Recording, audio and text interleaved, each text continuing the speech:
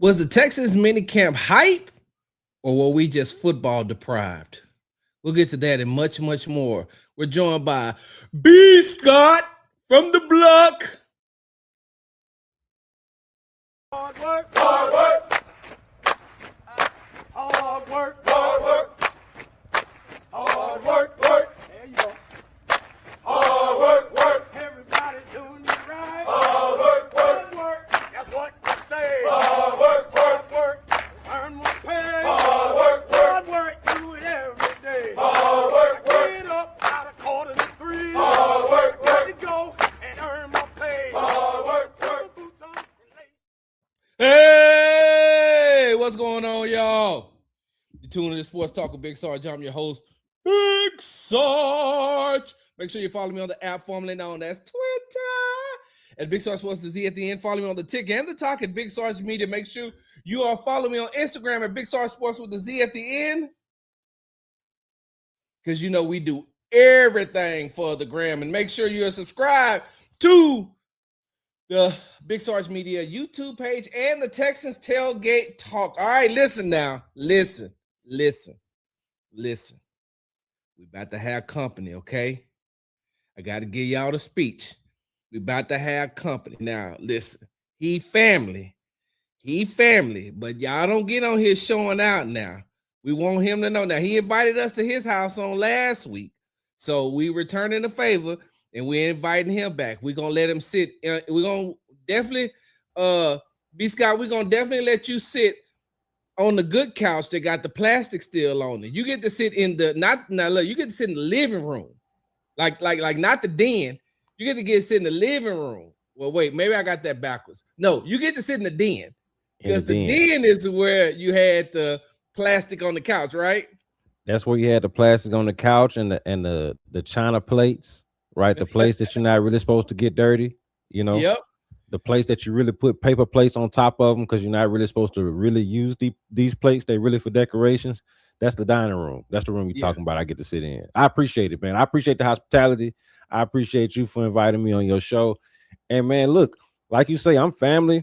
I'm ready to get with it, man. Like whatever we talking about, whatever the chat is into today, man, I'm with it. You know what I'm saying? So let's get with it, man. I ain't scared at all. So wait, hold on. So you saying, B, let me just make sure I got this right now, because sometimes I hear stuff and then I'm like, I hear it, but am I really hearing it? So now like I'm listening and I'm hearing it. So let me just make sure I got this right. What you saying is you on whatever I'm on?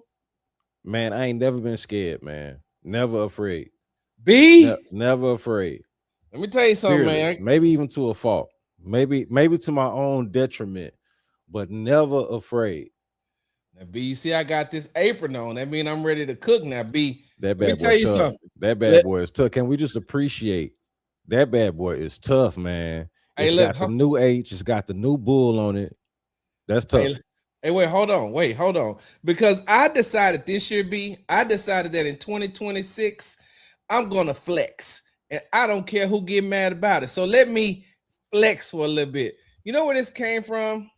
I was just about to ask, is that from barbering or barbecuing? Because I know you've been around both scenes, right? I don't think you did no cutting the other day when I saw you at Coach Ross's, at special teams coordinator Frank Ross's benefit for the coaches cuts. Fifth annual coaches cuts, or was it the 5th or the 6th? Either way, it's the 5th. The 5th annual coaches cuts for the unhoused community. I don't think you got involved with the cuts, but I have seen you out there flipping burgers with the owner and CEO of the team. So that's what I mean. This was personally given to me by the owner and CEO Cal McNair himself last year, before we did I forgot what they call it, but you know where they make the burgers, Cal's burgers at the end of the Cal's Cookout. Cal's Cookout, that's what it is. Yeah, and Cal's Cookout at the end of the training camp. So so he gave me this, and so I only break it out on special occasions or when I feel like I'm about to cook up something really good. And on today's show, I'm going to cook up something really good, B, because I know we're going to get into Texas Minicamp. Is it just hype or were we football deprived? We're definitely going to talk about the NBA Finals and how I feel like Victor Wembanyama is an emotional alien.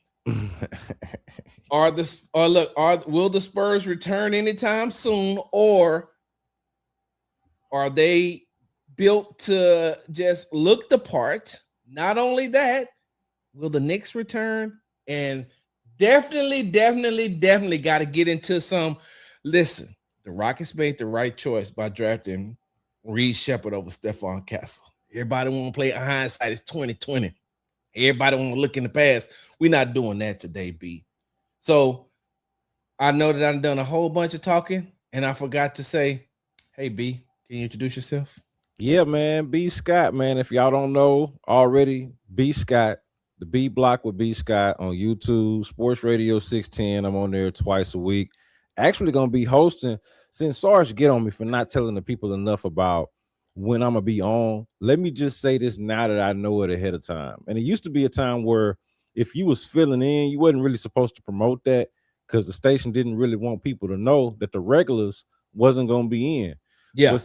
But since we family, and to be honest, them rules don't really apply no more. The person that was in charge back then that had that rule is not in charge no more. Yeah. And since we family, I can tell y'all, I'm gonna be on Sports Radio 610 next week with Ron the Show Hughley from 2 to 6 all week, Monday through Friday. The whole week? The whole week. So not this week, next week, starting a week from today, Monday through Friday, 2 to 6 with Ron the Show Hughley on Sports Radio 610. So that's me.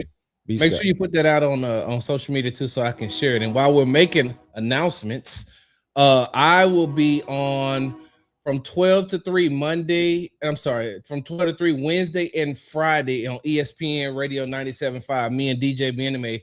I don't know if you all caught us last week. I was oh man, those 2 days. I'm just happy. You know, sometimes you go to people's house and you wonder if you're gonna get invited back, and B, they actually invited us back. Hell yeah, I've been there. Did you know how I get when DJ and I get together? Yeah, I saw y'all chopping it up. That got to be an intense debate about soccer, the athletes in soccer versus baseball. Yes. Y'all went on and on about that. I couldn't even stay with because I had to, I was moving in and out, but I stuck with it for as long as I could. I was like, these boys going at it just as I know they do off the air, off mic. Because I be trying to spare DJ, man. And for those of y'all don't know, we're talking about DJ Bename, the Texans beat writer for ESPN. I be trying to spare him, B, by not embarrassing him. But, he just – I've never seen somebody that's a glutton for pain like that. Like, no, Sarge, go ahead. Hit me again. Well, sure, if you're asking for it, now I'm bing, bing, bing, bing, bing. Y'all are funny, man. Y'all are hilarious. Sure. And B, before we get into talking about Texas Minicamp, I really want to start this off because – we're having a discussion in our group chat, and somebody posted after the New York Knicks won the finals. They were saying that they can't wait till the Houston Texans win a Super Bowl so the city can be on fire like it was when the Knicks won the championship. And somebody in our group chat, I won't say their name, but somebody in our group chat said that the Texans fans aren't as rabid as the New York Knicks fans, and they're not even the most crazed fans in the city of Houston. And I say, boy, are you crazy? Have you lost your damn mind? Do you know if this city won a Super Bowl, that 94-95 Rockets championship, the Astros got 3 or 2? Two. They've been to 4, but yeah, they got 2. Right. So look. Those World Series titles and those NBA Final Championships, that ain't gonna mean nothing if the Houston Texans win a Super Bowl. All they need to do is, if they can get to one, they ain't even got to win it just yet. But if they can get to one, this city is gonna go crazy. But am I wrong, B? Yeah, man. So and I've said the Astros been to 4. They've been to 4 recently. I was thinking about the current run, but man, you can't even. I don't think you can compare a city's first ever Super Bowl, and especially a football town like Houston, a football state like Texas, like the energy around that, it would at the very least be comparable. Now, like I think one thing could be true and the other one not, and that's that like New York City is a much bigger city and it's got a much longer history. It's got way more bandwagon fans on top of the real energy that's around the Knicks fan base, right? They got all of that going for them. So I can see how you might think, oh, it's not going to look exactly like New York. Because to be fair, don't nothing really look like New York City if we're just being honest about it. For sure. But in comparison, like it would be nuts. And I don't think it's true that that's not the most rabid fan base in the city, right? Like I agree with your point. You cannot compare what it would be. Like if you just want to think about what it was like in 2017, what it was like in 2022 when the Astros won the World Series and what downtown looked like in that parade, like they would have serious mobility and traffic issues come time to celebrate a Super Bowl here in the city of Houston. I think that the Texans and football in general reigns supreme by far in the city of Houston and in the state of Texas. So, do the Texans have a history of the Knicks? No, but is like the connection between football and the people down south and the people down here similar to the connection of basketball in New York City? Absolutely. So, yeah, man, I don't know who that was in the group chat, but I could not wait. I'm telling you, I cannot wait to see this city and hope that I live to see this city get to celebrate a Super Bowl. Yeah, because it's like, well, what makes you think that? I was like, well, the fact that I've been in this city for how long, and the fact that I've been covering Houston sports for how long, I know for a fact there'll be so many fans coming out of the woodworks because the person said, well, how come how come we don't see that at the stadium on Sundays? I was like, because every fan can't afford to go to a game. Yeah. Like, let's just be honest. Every fan can't afford to go to games. A lot of fans ain't never been to a game, but that ain't saying that they don't support the Houston Texans if they haven't watched the Houston Texans.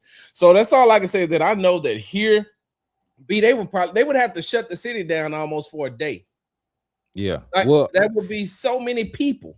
And the thing about it is, like, okay, maybe the crowd does not look like some others, but when you're talking about the fan base and the energy around the team, you're not counting for all the people that's actually watching and consuming the game, the people that's in bars around a city of this size, people that's at their house watching the game, a city of this size. I was just thinking about the other day how much, like, we go to the game for what we do because it benefits what we do. But I honestly think about it, like, part of me, like as a fan, would prefer to be able to watch it at home. Like, if I'm just being straight up, the football watching experience is better at home.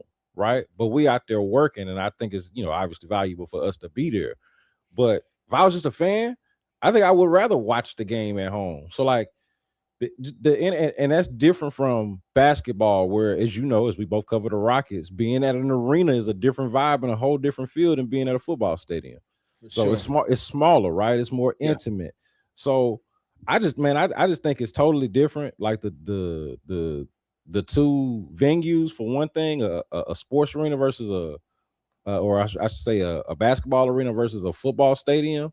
Mm-hmm. But also, man, like, Houston is so big, right? So big. The people would come out in droves. Yes. And honestly, I think that would energize, a rabid fan base got to start somewhere. Yeah. And man, I've never seen it, or rarely seen it, like I have over the last few years. Like, there are some exceptions, right? Like early on in the fan base or early on in the franchise, but it's been as, like, in some of those playoff games, as loud as I've seen it in NRG/Reliant/Houston Stadium, whatever the hell they want to call it these days. I definitely agree with you, B. And I think that there'll be so many fans coming out the woodworks if the Houston Texans ever won a Super Bowl. But speaking of the Houston Texans, B, you and I got an opportunity to observe the 3 days of minicamp that the Houston Texans had on last week. And, it's just it was the exact same thing that it was from OTAs when there's a lot of things that's coming out of OTAs and a lot of things coming out of minicamp. And I'm just like, I don't think I think that the minicamp hype is nothing but people deprived of football. Just there's nothing else. That I don't want to say there's nothing else to talk about, but there's no football going on. And when they get a glimpse, or when they get a hope for that 2 weeks just to be able to talk about that just to get a chance to talk about football, man, things go crazy. They want to know what the quarterback looks like, who playing center, where the wide receivers, is Tank Dell out there with the linebacker. Like, I get it. I get it. The minicamp hype to me is just it's for the football deprived, because I get out there. Don't get me wrong. There's certain things that I'm watching that we're definitely going to jump in and talk about. But B, what was some of your takeaways from minicamp? Yeah, so the big thing for me was watching the rookie center Keelan Rutledge, right, and trying to figure out like how are they going to try to bring him along, because this is a thing. And the big story, let me not bury the lead, right? The big story is CJ Stroud. I don't want to try to run from that at all. The big story is CJ Stroud and what is going to be his response to the way that his season ended last year. But I think within that, of course, a story, the sidebar within that is what happens with this Texans offensive line, all of the additions that they made. And we got to kind of see them all together and them trying to bring along Keelan Rutledge as a rookie who was drafted and played right guard in college, but is supposed to play center for the Texans. And what is that learning curve and that training process supposed to look like? And the fact that CJ Stroud, I feel like we talked about this. CJ Stroud, it has been a turnstile for this guy at center. Not just the offensive line overall, we can talk about that, but those interior spots from guard to guard and the center spot specifically, I mean, from Michael Dieter to Juice Scruggs to Jake Andrews to Jared Patterson to like you name it at this point, right? He is I want to say they might have even started with Scott Quisenberry before he got injured in the very beginning. Like, he has gone through a number of centers, and this year they might hand the keys to a rookie who has actually not snapped the ball, not even really in college, much less in the pros. So seeing what that looks like, and of course CJ Stroud, and hearing him talk, and I wasn't there for that availability. I know you were, and heard you talk to him, but hearing from him, and one of the first things that he mentioned when he was talking about the relationship with Nick Caley and how that's going in year 2 was wanting to kind of have a little bit more of an imprint on what it is that they do, which I think is real important, Sarge. When we talk about what kind of year CJ Stroud is going to have, I think it's comfortable that the dude, I think that it's important that the dude be comfortable. Okay. When we talk about CJ Stroud in year 4, I think it's important that the dude be comfortable in what they are doing and fully bought in to what they are doing, on top of them addressing these things that they talk about in the run game and with the offensive line that will obviously help CJ Stroud. So number 1 is Keelan Rutledge, who I did notice was taking first team and second team reps, right? And they're trying to get him up to speed. I said on Sports Radio 610 that I think he will be their starting center no later than he is ready, right? Like, as soon as they feel like this guy is ready, I think they're going to give him the job. Right. Okay, so B, hold on. I got to ask you this, and before, I didn't mean to interrupt you with you giving me a take, because I got some things I want to talk about. I had to stop you, because is that a good thing, though, B? Because if your quarterback who has been in 2 different offensive systems in the 4 years that he's been in there, and he's on his 4th offensive line rotation, so you just getting him used to being in this offense for the 2nd year. You got Jake Andrews. You bought Jake Andrews back, who he's played with the entire year. So now you're gonna switch him out for the center position again with the rookie who's still learning the game. You don't think that, especially with the way that the interior offensive line for the Texans has been a problem over the last couple of years, now you finally kind of get that straight, because you re-signed Ed Ingram and you brought in Teller, right, to play. Teller's the one that's going to play left guard, correct? Yep. Wyatt Teller left guard and Ed Ingram back at right guard. Right. So you finally kind of fixed that part. But now you're going to give your franchise quarterback a rookie center. And, I mean, he don't even know how to call out protections just yet. And he hasn't played center since, high school? The majority of his snaps in college came from right guard. So now you're going to put him at the center position, and you're saying, all right, CJ, figure it out again? It's dicey. I mean, it's literally why, like, normally I wouldn't lead with the center position. That's not necessarily the sexiest thing to talk about on a football, when you're talking about football. Right. But that's the reality. That's the need. I don't get to just make it up, right? That's what the Texans need to figure out. Or I would put it this way. It is, I think, the least certain position on the offensive line. Ariante Ursery is going to be the left tackle. For sure. Feel pretty confident that Wyatt Teller is going to be the left guard. Okay, I go on the right side, and it's going to either be Braden Smith or Trent Brown. But I would go Braden Smith. But either way, that's a veteran. I feel like you kind of know what to expect no matter where they go. And I'm with you there. I'm going to go Braden Smith as well. So let's just go Braden Smith, right tackle. And, of course, they brought back Ed Ingram on a new contract. He's going to be your right guard. The least certain position is the center position, whether they go with Jake Andrews, the veteran, who I think now, with all due respect, is now considered the weak link, even if he does start among the offensive line, or if they go with the rookie for all of the reasons that you just laid out and described. That is absolutely risky.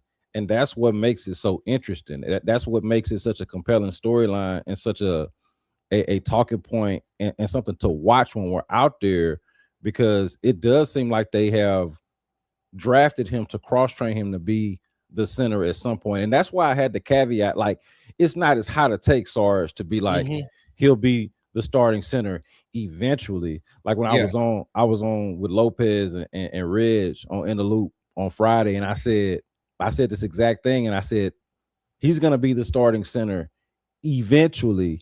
And Lopez got mad because he thought that wasn't a hot enough take. But this speaks to the point that you're making about Jake Andrews. He is insurance. If the rookie ain't ready, there ain't no reason to throw him out there in the fire and risk all of that stuff that you just talked about. So they can go with Jake Andrews. But as soon as they do feel comfortable with him going out there and filling that spot, because he does have this profile that fits with the type of makeup and identity that they want this offensive line to have to kind of mimic what the defense is about. This is the guy that they want to be out there. So I agree with your point that it's risky, but that's why I want to watch it. That's why I want to watch it so bad, because I think this is something that they're trying to do. Because here's the thing for me too, B, is okay. If you don't have the faith in Jake Andrews, and you're going to put a rookie who's only, like, the last time he really took snaps at center was at the Senior Bowl, you're going to throw him in there, then that means that you don't have enough faith that Cole Popovich can take Jake Andrews in the second year of this offense and make him better, or you have the confidence that Cole Popovich can take this rookie who hasn't played this position in years and bring him up to speed.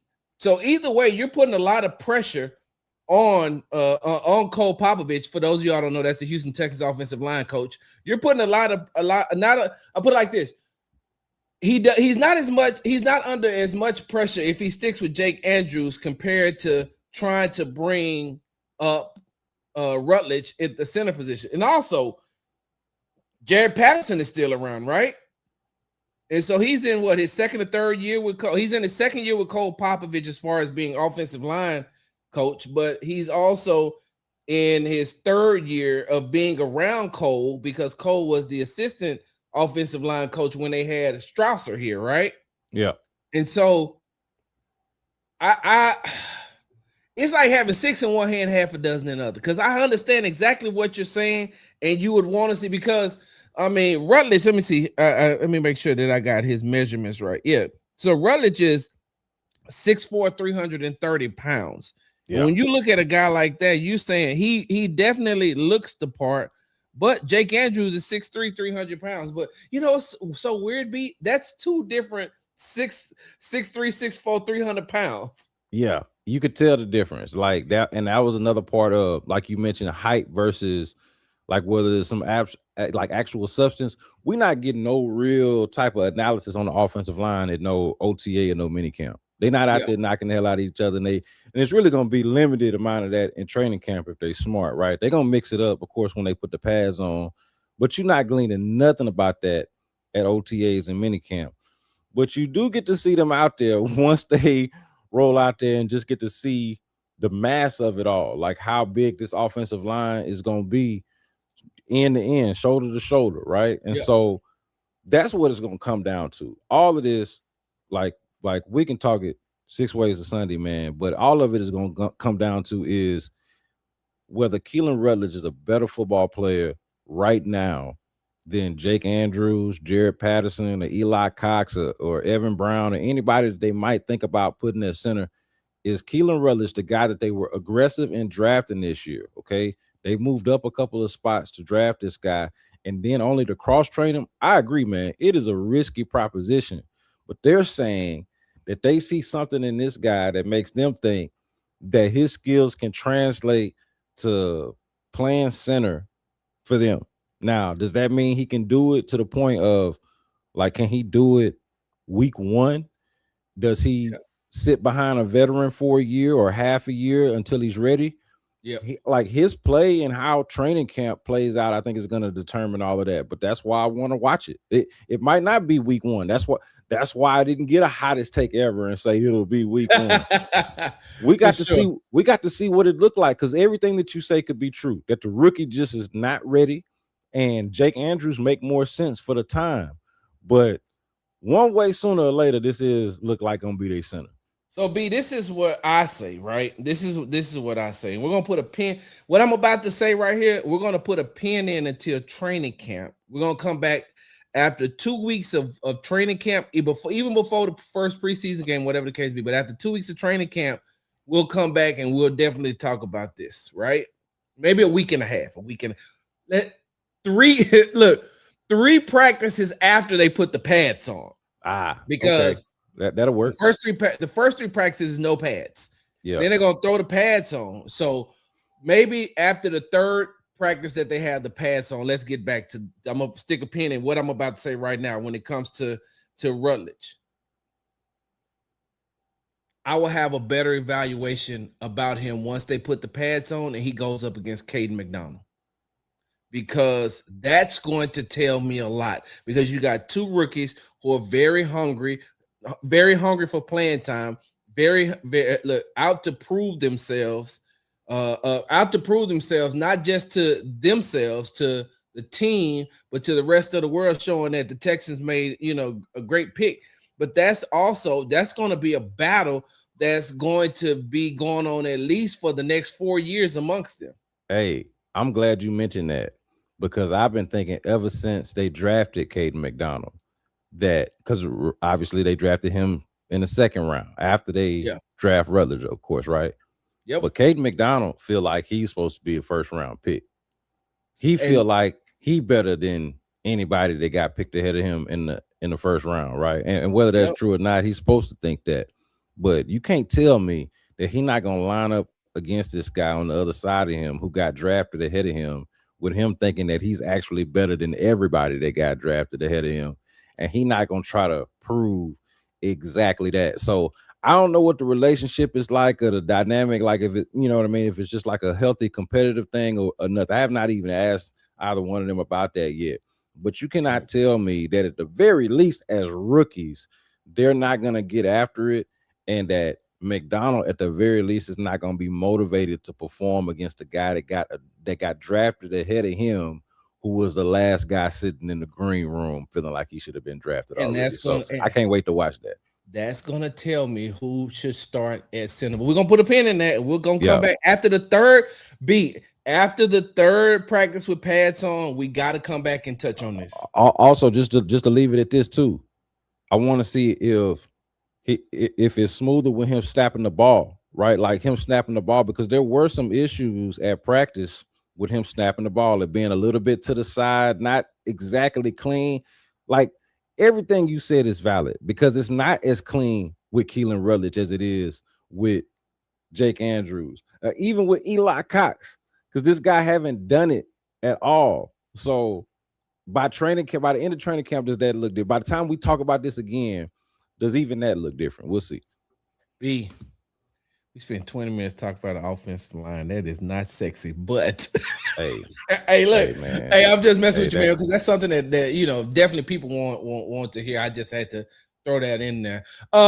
Shout out to the people that's watching us on the Tick and the Talk, man. I appreciate y'all for joining the live. Shout out to everybody that's joining in. Alexis, what's going on? B, let me jump in there and tell you my observations from minicamp real quick, right? So the one thing that I really want to look at, and for those of you all who follow the Texans Tailgate Talk, who are subscribed on YouTube, we're going to talk about this on Tuesday's show. I got an opportunity to speak with Bill Davis, the linebackers coach. Let me make sure I make sure I got his name right. Yep, Bill Davis, the linebackers coach.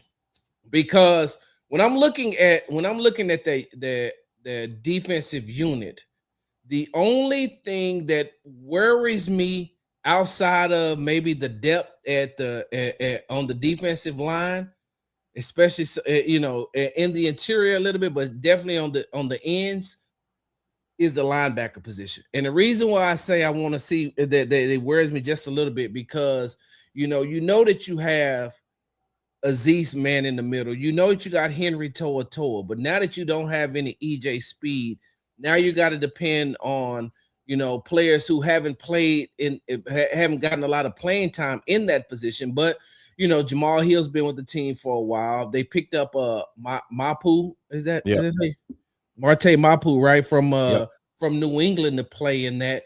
But I brought up Bill Davis's name because I asked him this when we got an opportunity to speak to the coaches. I feel like you may see a lot of these rookies getting an opportunity to play at that linebacker position, as far as just giving Azeez a rest, or giving Henry a rest, or bringing them in, when you might move, because they use Jalen Petrie a lot at that cornerback. That other linebacker position, keeping him very, very close to the line, because we know that he's a hidden machine, and we also know that in those short coverages in that area, he can definitely hold his own in that area. But I'm looking to see, what these linebackers are going to do. So I know that Aiden Fisher didn't get a chance to practice a lot, but Wade Woodass, is that his name? The rookie out of Clemson? Yep, that's him. Shot blocker. Boy, tall, man. Well, that's what I was going to say. If anybody ever looked the part, he looks the part. And so, just from looking at him, it's like, yo, that's a big guy. But that's what I asked Bill Davis about him and about both of those rookies. And he said that, what he loved about Nick Casario and D'Amico did was they went out and they made sure that they had depth at that position. And they also went out and got some pretty good guys. So I just wanted to see, what the linebackers, what those backup linebackers was going to look like. I also wanted to see it's I can say this till I'm blue in the face. You see how dark I am, so it's gonna take a lot for me to turn blue. I'll probably turn purple before I would turn blue. That's neither here nor there. The defensive backs. What I also wanted to see, not in OTAs, I don't care nothing about that. OTAs is just cool, whatever. I wanted to see what's gonna happen in minicamp. Those defensive backs are in rare form. Bruh. You talk about Stingley, Lassiter, Bullock, and now they've added Reed Blankenship and the aforementioned Jalen Petrie with the way. Like, I think I had put this out last week. I was like, another day, another Jalen Petrie pick 6. Like, he is just he's so smart. And I'm looking at him and I'm saying to myself, like, he's gotten better and definitely gotten better at playing that nickel corner position. And so those defensive backs are in rare form, B. So you remember when you were on my show last week and you said that the Texans, I asked you if this Texans defense could be better than the year before, if it could be better in 2026 than it was in 2025. And you said that you felt like the Texans had a chance to be basically the 2000s Ravens, right? Yep. And I said, whoa, wait a minute. Here's the reason why. What you just mentioned actually is the reason why they are in that conversation for if they win a Super Bowl or if they replicate last year or somehow better than last year, they got an opportunity to be one of the best defenses of all time, literally of all time, to be discussed with the 2000 Ravens or the 2002 Bucks or the 2015 Denver Broncos or the Legion of Boom era Seattle Seahawks or whatever. Name your favorite defense of the modern era, or if you want to go all the way back, they'll be at the 85 Bears. They'll be right there in the conversation with anybody. And it is in large part not just because they have, as you pointed out on my show, 2 all-pro level ends, but they got the best secondary, right? They got the best secondary, arguably, in football, especially now. Like, I think it was arguable before this Reed Blankenship acquisition. Mm-hmm. But now that there's no holes to poke in that secondary, like, because, I mentioned center earlier being a turnstile. That safety position opposite Kalen Bullock, it was MJ Stewart till he got hurt. It was Jalen Reed till he got hurt. It was they were always really trying to figure it out. Yeah. But, of course, it was C.J. Gardner-Johnson to start, and that didn't work out. But Reed Blankenship, here's what I'll say, they stay healthy, the secondary stay healthy, it will be a huge reason why this defense is in the conversation for one of the best that we've ever seen, certainly in the modern era, but arguably of all time.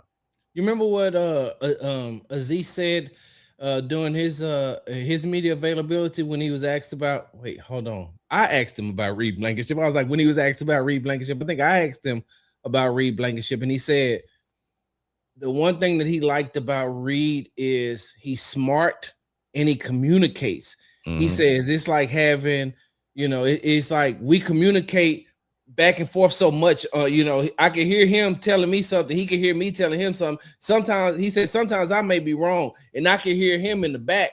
I could hear him behind me cleaning it up and saying, "Wait a minute, no. This is what we're supposed to be doing, fixing it."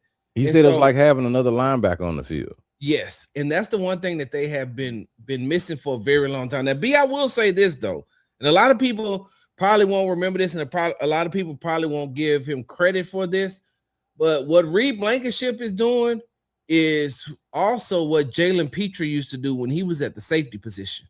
He used to do a lot of that. Now, I really like where they got him playing at right now, but he used to do a lot of that too. So yes, so I'm saying that those defensive backs, man, they are in like they're in rare form. So that's the one thing that I was looking at. B,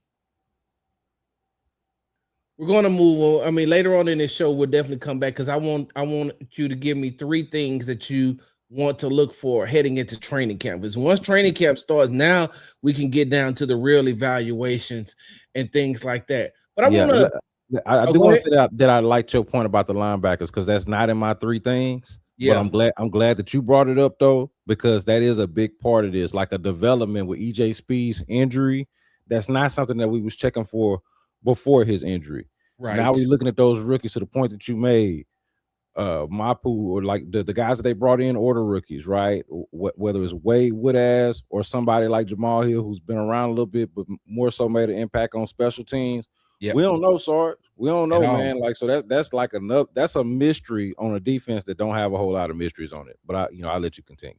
No, for sure. No, B, that's a great point. Like I said, that's something that you and I probably will discuss. Also, hey, real quickly. When I was on your show, one of the questions you asked me is one of the same questions I think that you had asked offense coordinator Nick Caley as well about the explosives. And I said, B, I feel like that one of the things that they're going to have to do is they're going to have to scheme explosive plays. Like they can't just go out there, line up and say they're about to have an explosive. No, they're going to have to scheme it up to the point where they can catch people by surprise and, catch people by surprise, use some sneaky plays to get some of those explosives outside of, just making some. Because I believe that they're going to have some explosive plays, but when you start scheming, you can have more. And B, the very next day when you were talking to Hall of Famer John McClain, and when I said, B, look, and I don't know if you got an opportunity to look, but when they went to team drill one of the first thing they did was run a play. And when I'm looking at the when I'm looking at the setup on from the offensive side of the ball, I'm saying, oh, that's gonna work. That's gonna work because where they have these guys lined up at is, and the reason why I knew it was gonna work is because I watched the Texans defense start to scramble because that was something they hadn't seen before. So now they're like, okay, oh, hey, they talking to each other, trying to get into position. Then they hike the ball or whatever the case may be. I don't remember if it was completed or not because I was just like, that's what I'm talking about. They're going to have to do that. And then the last day of minicamp, they ran some things that I'm saying, okay. And it looks like Nick Caley is getting more comfortable now with being able to call those plays, and he knows what CJ likes. And I'm going to be honest with you too, B. This is one thing that I want to bring back up in training camp, but I'm going to say it right now. I understand CJ had the concussion. I understand he had the concussion trying to get out of the pocket. What I don't want CJ to do is to keep seeing ghosts. And what I don't want CJ to do is to get comfortable in the pocket when you can't take the ball down and get out of the pocket. Because last year, early on, he had success getting out of the pocket. He made a concerted effort to get out of the pocket. But after the concussion, and rightfully so, because, I mean, the man, like when you're talking about a traumatic brain injury, and people will be like, oh, it's just a concussion. That's still trauma on the brain. And wasn't his first one either. He'd had one his rookie year too. Right. It's not like it's his first one too. Exactly. And with the way that it happened, now he's like, okay, well, what's going on? And so I felt like I seen him having seeing a lot of those ghosts later on in the season. I'll give you an example. Even in the New England game, there was times where I felt like CJ could have took the ball down and ran. And I felt like some of his incompletions, I even felt like, one or two of his interceptions, he rushed it. And I felt like where he would have normally early in the season would have been moving, trying to make a play. I just think that those, he was seeing ghosts and didn't want to get hit like that again. And so I said all that to say that one thing that I want us to take a look at going into while we're in training camp is to see if he's back to bringing, getting out of the pocket.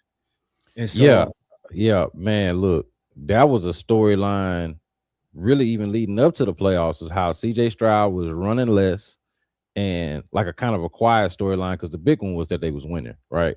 They were on the winning streak. Defense was playing out of its mind, and even the offense was playing well enough to not lose them games, even if people were frustrated with it.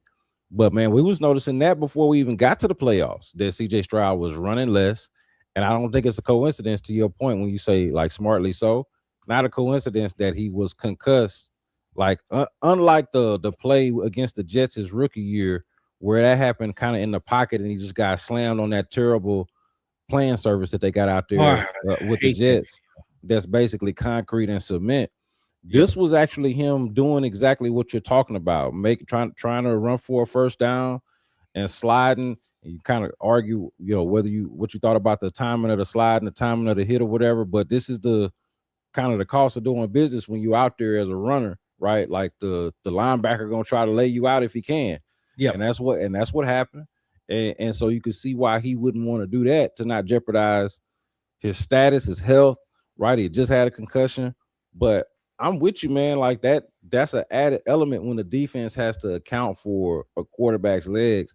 And we understand CJ Stroud is not Lamar Jackson, but he is a young enough, fleet of foot enough quarterback to threaten, to at least, if not threaten in design plays, to be able to pick up yards when a play is not there, or if that's just the easiest yardage to get. So I'm hopeful that he is that he's at least a lot more comfortable doing that. But man, also, like, when you talk about these explosive plays, right, and Nick Caley scheming it up, I want to see what that looks like. You were talking about some of the formations that you were looking at.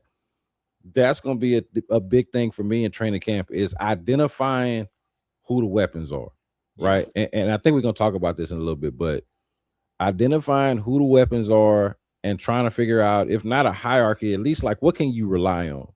You know, because right now they got Nico Collins, they got Dalton Schultz as like their reliable guys, but then everybody else is just like potential, like a load of potential in these second year guys, right? Yeah. The potential of a Tank Dell, who I'm sure we'll talk about, but the potential of a Tank Dell coming back, what is that going to look like? Nobody knows.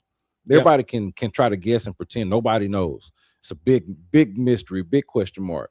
What if he does? What if he does come back and he's Tank? You know, what if he's not, but he's still really damn good?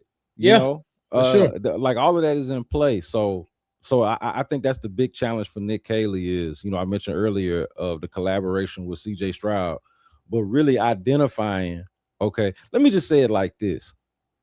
Can we unleash Jalen Noel? I'm talking around it. Can we just unleash Jalen Noel? Like I'm gonna just put that out there. Unleash Jalen Noel. All right. And right here with the right on time, not starting over. That's my guy. Hey, it can be water under the bridge if in year 2 of the Nick Caley system and in year 2 of Jalen Noel's career that we go ahead and unleash Jalen Noel. Rid yourself of the sins of over relying on Christian Kirk and unleash Jalen Noel, for God's sake. B, I'm glad you said that.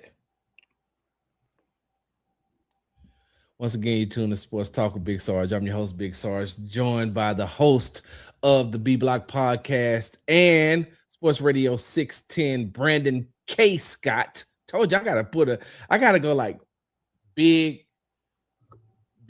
J Sarge. I don't know. I'm gonna find some way to figure it out because I don't want to just do my government name. You know, I guess it sounds more distinguished. But B, so you got me changing mine. See, now I had to throw it in there. Yeah. Just since you called me that, I changed my name here on the screen. Brandon K. Scott.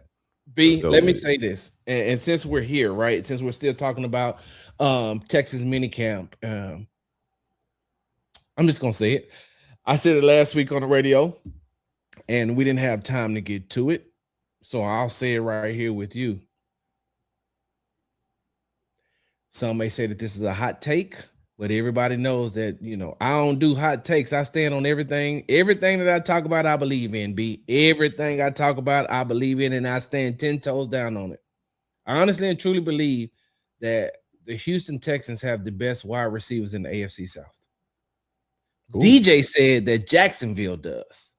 I say, no. I don't see it. And I got it. They got are you pulling up Jacksonville's wide receivers? No, I'm actually just comparing it in my mind right now because they traded for old buddy from Jacoby Myers they traded for last year, and of course they got Brian Robinson. I'm sorry, Brian Robinson. Brian Thomas. Brian Robinson is the running back. Brian Thomas for the Commanders. Yeah, I was right first. Brian Thomas. Yeah, Brian Thomas. No, I'm the one that messed it up. I messed it up. Roster. Right. No, I Thomas and Robinson is real easy to get confused, and the fact that there is one of each is confusing. But y'all know what I'm talking about. Man, that's interesting because I would just take off the strength of Nico alone and the potential of everybody else and acknowledge the best wide receiver in the AFC South. Or easily by a mile. And then acknowledging that I'm talking off of potential. Like, okay, saying that on the front end, admitting that. Just off of the strength of Nico Collins and the potential of everybody else, I would take that over whatever you already know about everybody else. You know, Brian Thomas and Jacoby Myers, that pairing and everything else that they got. And I guess, you know, they're going to do a part-time deal or maybe some specialty plays for Travis Hunter. But yeah, man, I'm going with Nico and the crew over whatever else you're talking about around the AFC South. And now the Colts lead receiver is Alec Pierce, who is a problem for the Texans. I don't want to discount that, but they don't have, I don't see it. I'll take Nico and this crew. Yeah, because you know, last year we didn't get an opportunity to see, and you know, we talked about this earlier, and then Miles and that Yak put it up there, said it best. Yeah. I think you and I discussed it on your show too last week. They did no disservice by, you know, making him wait his turn as a rookie and just putting Christian Kirk over him, even though Christian Kirk came into the season hurt, got hurt again, and just wasn't productive. And that's when you throw your rookie into the fire and say, "Hey, bro, look, you gonna be here for a minute. Christian Kirk is on a 1-year deal. Go out there and do what you need to do, man. We need to see what you can do." And so you got those 2 wide receivers, and there's nobody in the AFC South that can put 2 6'4" wide receivers on the outside in Nico Collins and Jaden Higgins. And then if you want, because Xavier Hutchinson is 6'4" as well, you can put him in the slot if you need to, put his big body in the slot, while you also got Dalton Schultz. That's another. So when CJ could drop back and he got all these big wide receivers, but if you don't put X right there, you still got those 2 6'4" bookends out there. And you already know it's crazy, because what a lot of people didn't talk about last year, when it came to Jaden Higgins and how much and it was funny because I talked to wide receivers coach Ben McDaniels. I got a clip that I'm going to put out when I talked about Nico and his veteran leadership, because him and Ben have been together since Michigan. Yeah. And so I was like, he's watched Nico grow, but I don't think anybody really took into account how. Go back and watch some of the film and watch later on in the season. The routes may not have been as crisp for Jaden Higgins. I mean, of course, because a lot of people, I keep saying a lot of people, but some people don't realize that when you have these rookies, they're all of them are going to hit a wall because they're not used to playing this much. So you get to see you start seeing some of the fatigue at the end, and then it kicks back in. But go back and watch how physical he became later on in the season. And that's exactly how Nico is. Nico is a big physical wide receiver. Jaden Higgins, if he didn't learn nothing else, he learned that from Nico. X even learned that from Nico. And so that's why I say that I think that they got the best wide receiver group in the AFC South.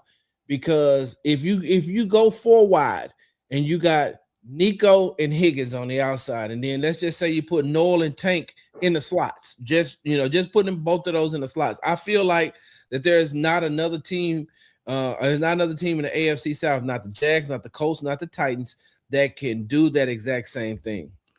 Man, look, I'm glad that you mentioned the size and even brought up Xavier Hutchinson, like the size of these wide receivers. Sarge, they have no excuse. Yeah. To make this clear, the Texans have no excuse to be poor performers in the red zone and on third down the way they were last year, man. When they got the type of options that you're talking about. Exactly. And I see somebody in the chat right now that's asking why in the world didn't we throw more fade routes to Nico and Higgins in the red zone? I'm not saying just straight up fade routes per se, but utilizing that size and physicality that you are talking about right now, that Jaden Higgins started to show toward the end of the year, and that we already know that Nico Collins has. And then you add in the element of another big body receiver in Xavier Hutchinson.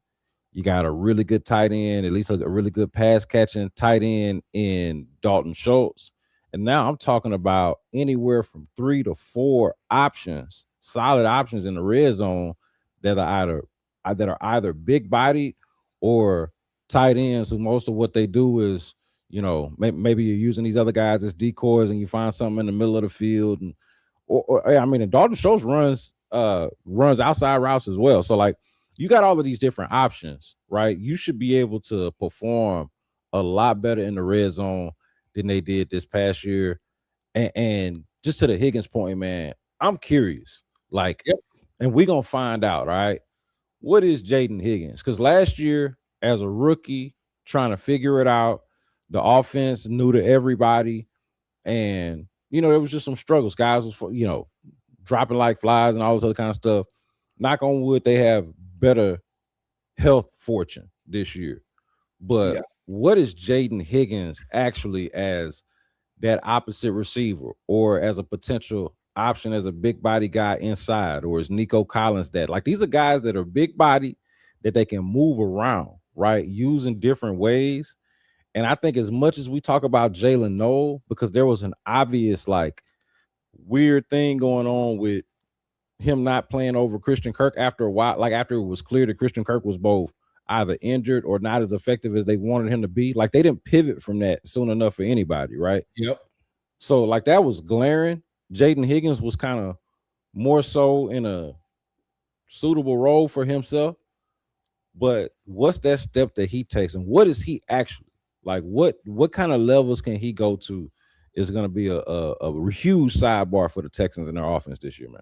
Yeah, that's exactly what I'm looking for, B. And it's like I said, it's just one of these things. And look, like I said, and we still haven't gotten to our 3 things that we're going to look for heading into training camp. But we may have just, we may have touched on one. So, but B, I want to pivot just a little bit before I get you up out of here, man. And because this isn't just we're not just streaming live on Texans Tailgate. We're also streaming live on Big Sarge Media, Sports Talk with Big Sarge, and we're on Twitter. So B, I want to hop into basketball real quick, because on Sports Talk with Big Sarge, we talk all sports, of course.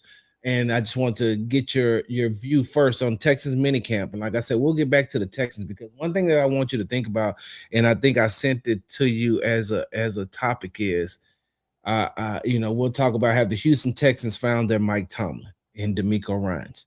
So we'll definitely get back to that. But B, I want to talk about the NBA Finals, man. And we know that shout out to the New York Knicks for defeating the San Antonio Spurs 4-1 to win the NBA Finals championship. And it's crazy, because I'm gonna be honest with you, I felt like the Knicks could have swept the Spurs, but that's just me, and I know we'll get into it. But B, couple of rapid fire questions. One, are the Knicks a one and done team? They might be. I think that they might be, just because, I mean, think about it. The last 8 years or something like that, it's been a different champion, right? And there's nothing necessarily about them to make you say that they're destined to just rattle off a bunch of championships. Are they going to be right there in the mix 100%?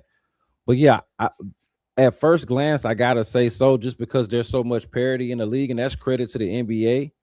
But I don't want to take away from what we just saw, man. I want people to kind of sit here, regardless of how you feel, like where your fandom and your allegiances lie, or what you feel about the Knicks or New York or whatever, whether you love them or hate them.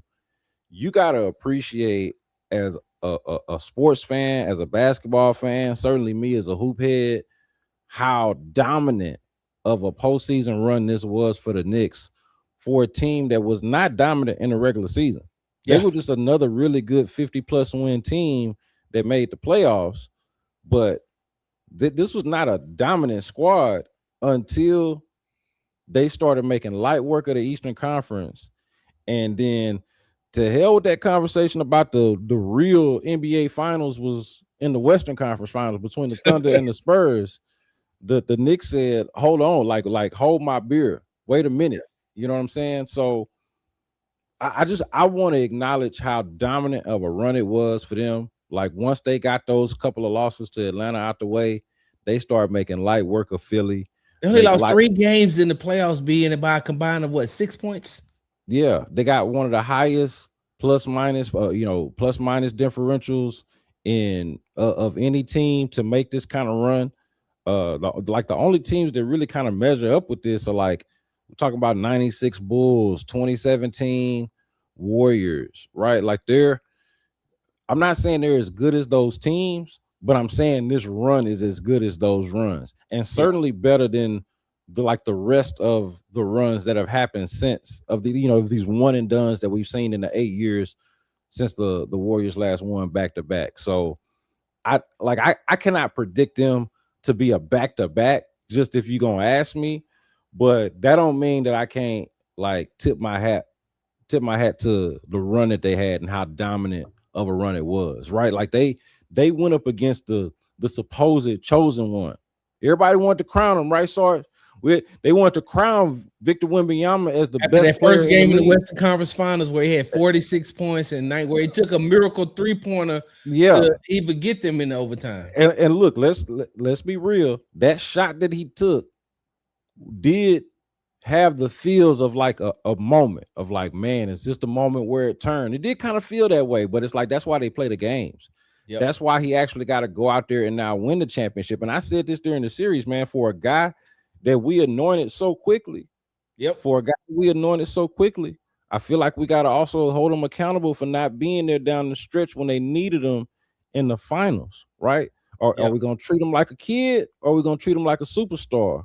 And if we're going to treat him like a superstar, we got to acknowledge when he go on a 1 for 10, 1 for 10, 1 for 11 stretch, when he's throwing the ball to his teammates back, when he doesn't know to slip toward the basket on a pick and roll and picks and pops instead, when he's 7 foot forever, and his point guard who caught a lot of flack is thinking, well, the biggest guy on the floor certainly is going to roll to the basket.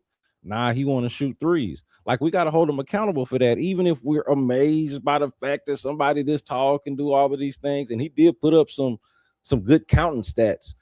But you look at the efficiency, you look at the lack of or just it not being enough there, the clutch plays, the missed free throws in game 4, right? Like, it just, you got to require more, and he'll learn from it. But the Knicks deserve all the flowers, man. But you know why I love you so much, man, and why you my brother from another mother? Because I hit another rapid fire. You said rapid fire, and I started going on a tangent because you was going to ask me something about what I just talked about.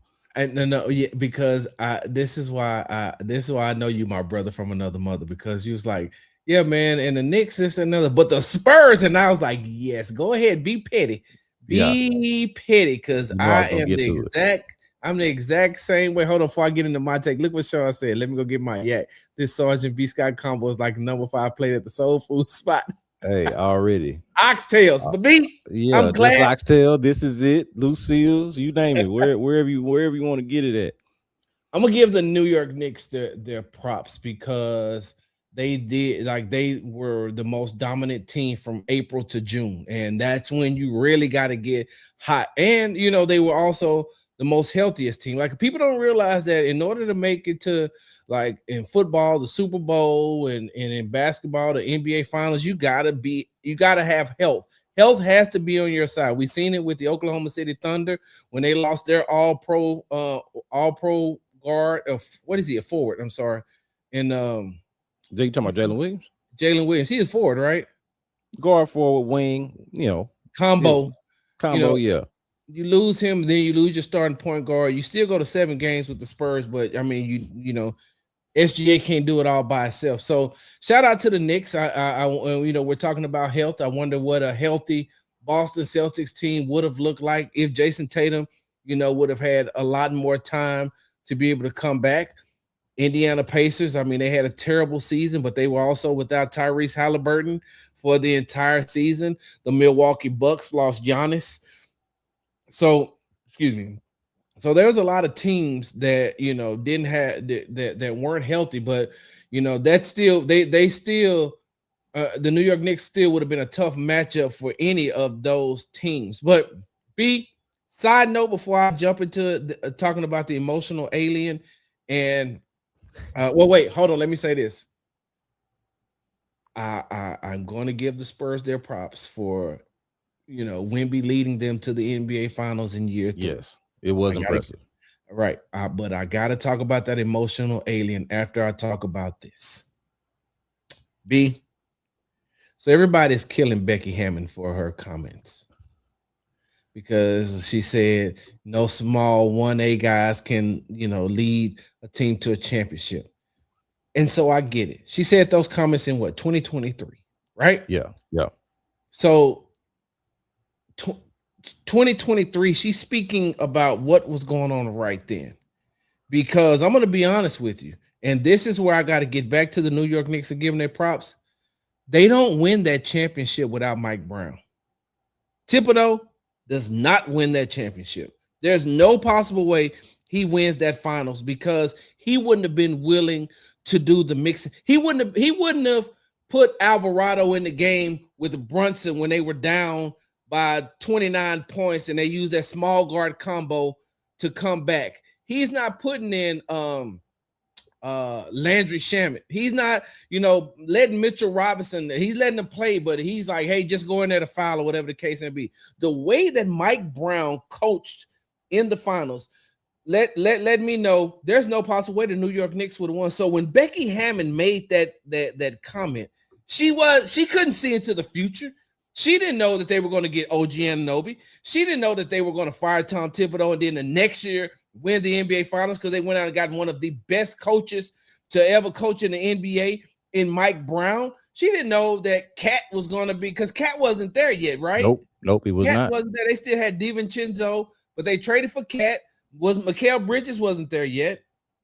Oh no, I think he was still in Phoenix. I think he was still in Phoenix too. Yeah, they had really just gotten Jalen Brunson at that point, and it was still the R.J. Barrett, Julius Randle kind of crew of guys, and they were still kind of trying to figure it out.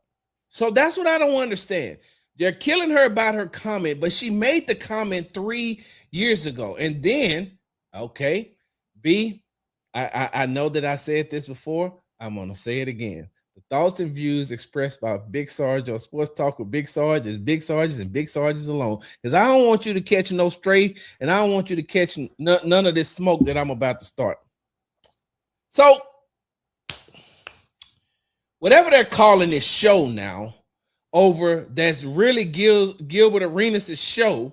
It used to be Gil's Arena. I don't know what they call it now. Skip to the Nick Young, Josiah, whatever it's called. I don't know what it is. All I know is that Kenya Martin and Rashawn McCants argue every day when they used to be Gil and Nick Young. But I digress, right? They done brought Skip Bayless over there, and I don't know just how comfortable I feel with them throwing around the N-word so much with Skip Bayless sitting in there, because I'm pretty sure in the back of his mind, he's probably thinking it. Now, I don't have that for a fact. I'm just, what do they call it? Pontificating, right? Yeah, but we can't be using the N-word around Skip Bayless, man. We cannot do it. Not in good conscience. At all. So with that being said, B, Kenya Martin Sr. went on this diatribe tearing Becky Hammon down. And when Skip Bayless said, well, he said she didn't know what she was talking about. And he said, well, she used to be on Popovich's staff as far as assistant coaches. He said, yeah, that probably should have went to somewhere else. So we're talking about one of the best college players, one of the best WNBA players, one of the best WNBA coaches who've won three WNBA titles with the Las Vegas Aces. Another coach who last year her team was barely in the playoff standings, and they went on a 19-1 run to end the season and make it to the WNBA finals and then win the WNBA finals, who you just don't get a chance to sit on Coach Popovich's bench. Like, if you're part of that tree, you're part of that tree. But B, he went on this diatribe about her saying that she don't know what she's talking about. She don't know what she's doing. And I just want to say something to you, Kenya Martin Sr., because, I got a little, I know a little bit about you as well, because your son, KJ, played here with the Houston Rockets, right? And, from what I was told, you ain't the brightest of them all either. You ain't the sharpest tool in the box. You ain't the best apple in the orchard. I don't know what words I'm looking for right now, B, but there was a lot of people that told me he always tried to give them advice and say what they should be doing, and they're saying, and that's the dumbest shit I've heard ever since playing basketball. Don't get me wrong. Kenya Martin was a dog. Yeah, he was. Dog. He was the number one player drafted when he came out of Cincinnati. Hey, I'm not taking nothing away from his player skills, but the stuff that you said about Becky Hammon was terrible. Was terrible. For you to try to go and try to destroy that woman's legacy is terrible. And she got way more than you've ever had. So what are you talking about? She's gotten farther than you ever had. So, B, I'm sorry that you got caught up in that smoke, but I was thinking about it because Becky Hammond's comments were made in 2023. She couldn't tell what 2026 was going to be. And if we keeping it a buck, B, we keeping it a buck. I know.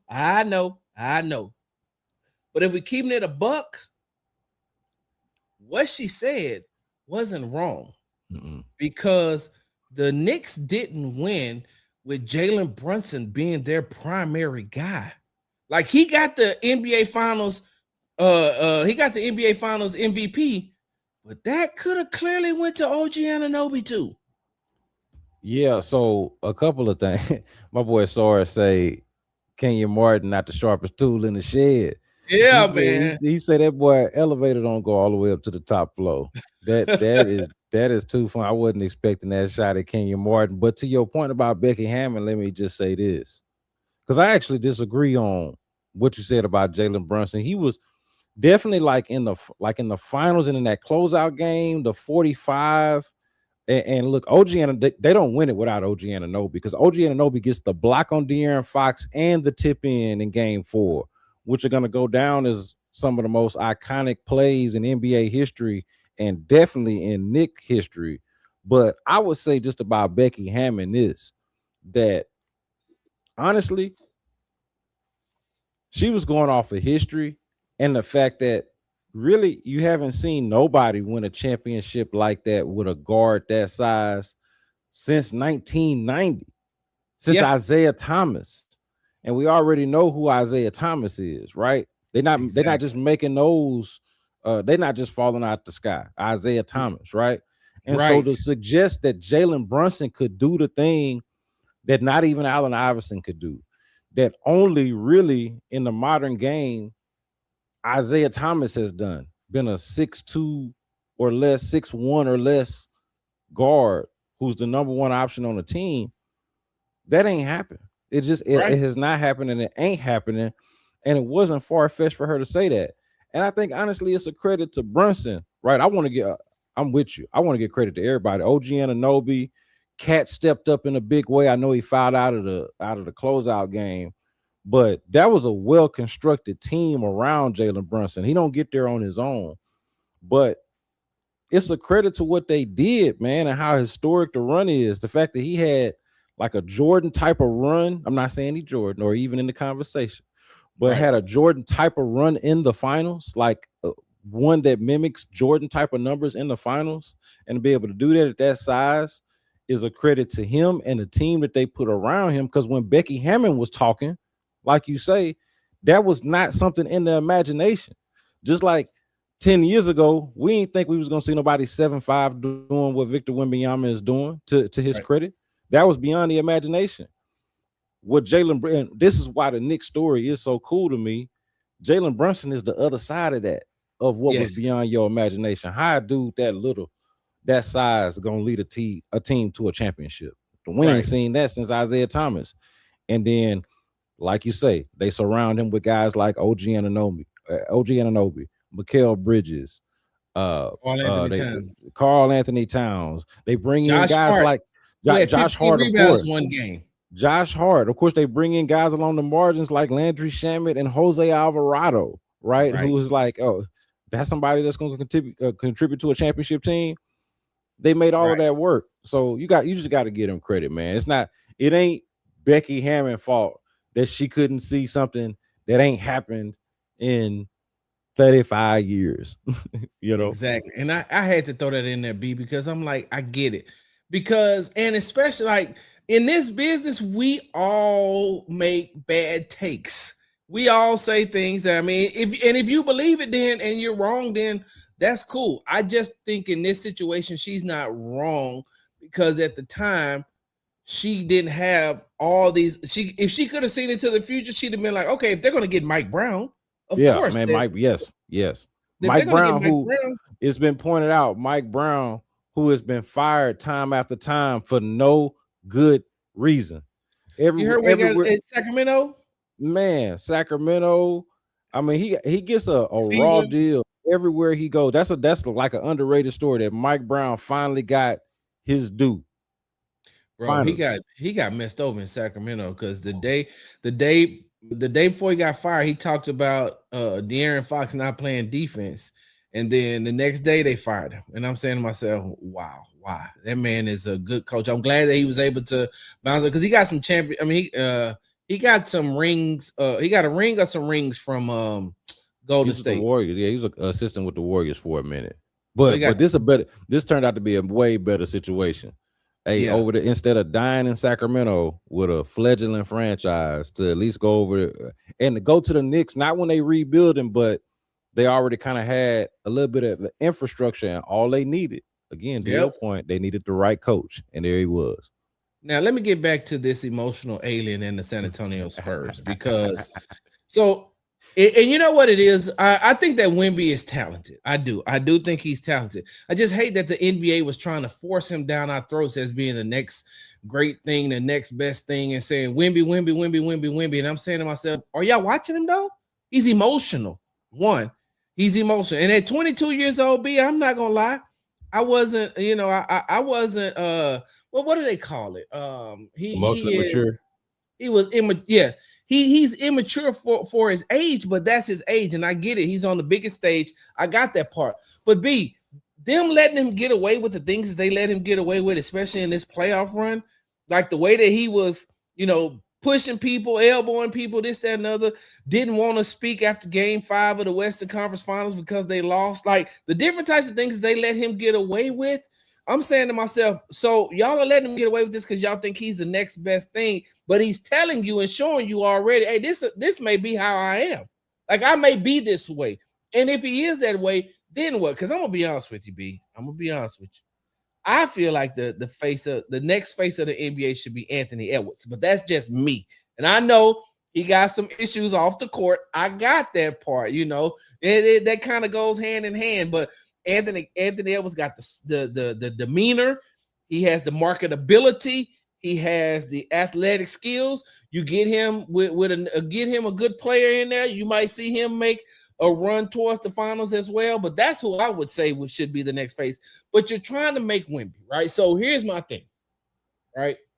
B, please tell me how a 22-year-old who has played basketball for at least 16 years is tired. Well, tired, B. He's 22. So the thing about it is he got to fix that, because that's gonna be the thing that keep him from actually being that guy. You tired at the end of games. The best players take it up a notch. Right, the best players take it up a notch, and they do whatever they got to do throughout the game to get there, or whatever they got to do throughout the offseason and during the season to get there. But they do it because and you 3 years in the league. You 3 years in. Think about the fact. Look, this how important what you're saying is. Like when we talk about this series that they just lost to the Knicks. Yeah, they led. SportsCenter, I think, showed a graphic of how the Spurs led for something like 70-something% of the series, 70-something% of the series, and how the Knicks only led for 20-something% of the series. Yeah. But as we all know, they won 4 out of the 5 games, which means that more often than not, they was winning at the end of the game. They had to come back. They had to come from behind. The Spurs would get on their tail to start the game, and then the Knicks would just walk them down. Because they was in better shape, they were more poised, and they were more prepared for the moment. And specific to this physical part, like that's something that Wemby's got to figure out. Now, I'm not trying to get no excuse, but I will say, like the whole size thing, I do wonder, like, if a guy that tall, I don't know what it's like to be that damn big, to be that tall. Like, I wonder if there's something going, like if he's gonna need something extra to be able to get there, like if it's going to take more conditioning than it would, say, an Anthony Edwards, or just like a normal 6'4", 6'6", 6'8" wing. You know what I mean? Somebody that's 7'5". But he can't be that damn tired at the end of the game, Sarge. Not if he's gonna be the face of the league. You can't be huffing and puffing and hands on the knees and at 22 years old in year B. If this was his rookie year, I'd give him a pass. Hell, I'd probably even give him some sort of pass if this was year 2. This is year 3. How you not know how to condition your body to come into play in the NBA in year 3, B? Year 3. Okay, so he's the next face of at 22. I remember what LeBron looked like at 22. I remember what Kevin Durant looked like at 22. Like I remember you trying to talk about these people who you want to who are the face of the league. Wemby ain't there yet, and your star player, your number one guy, your player that you should be able to count on, and in clutch moments, he shrunk. And go and look at his plus minus. Amazing in the first quarter. Second quarter goes down.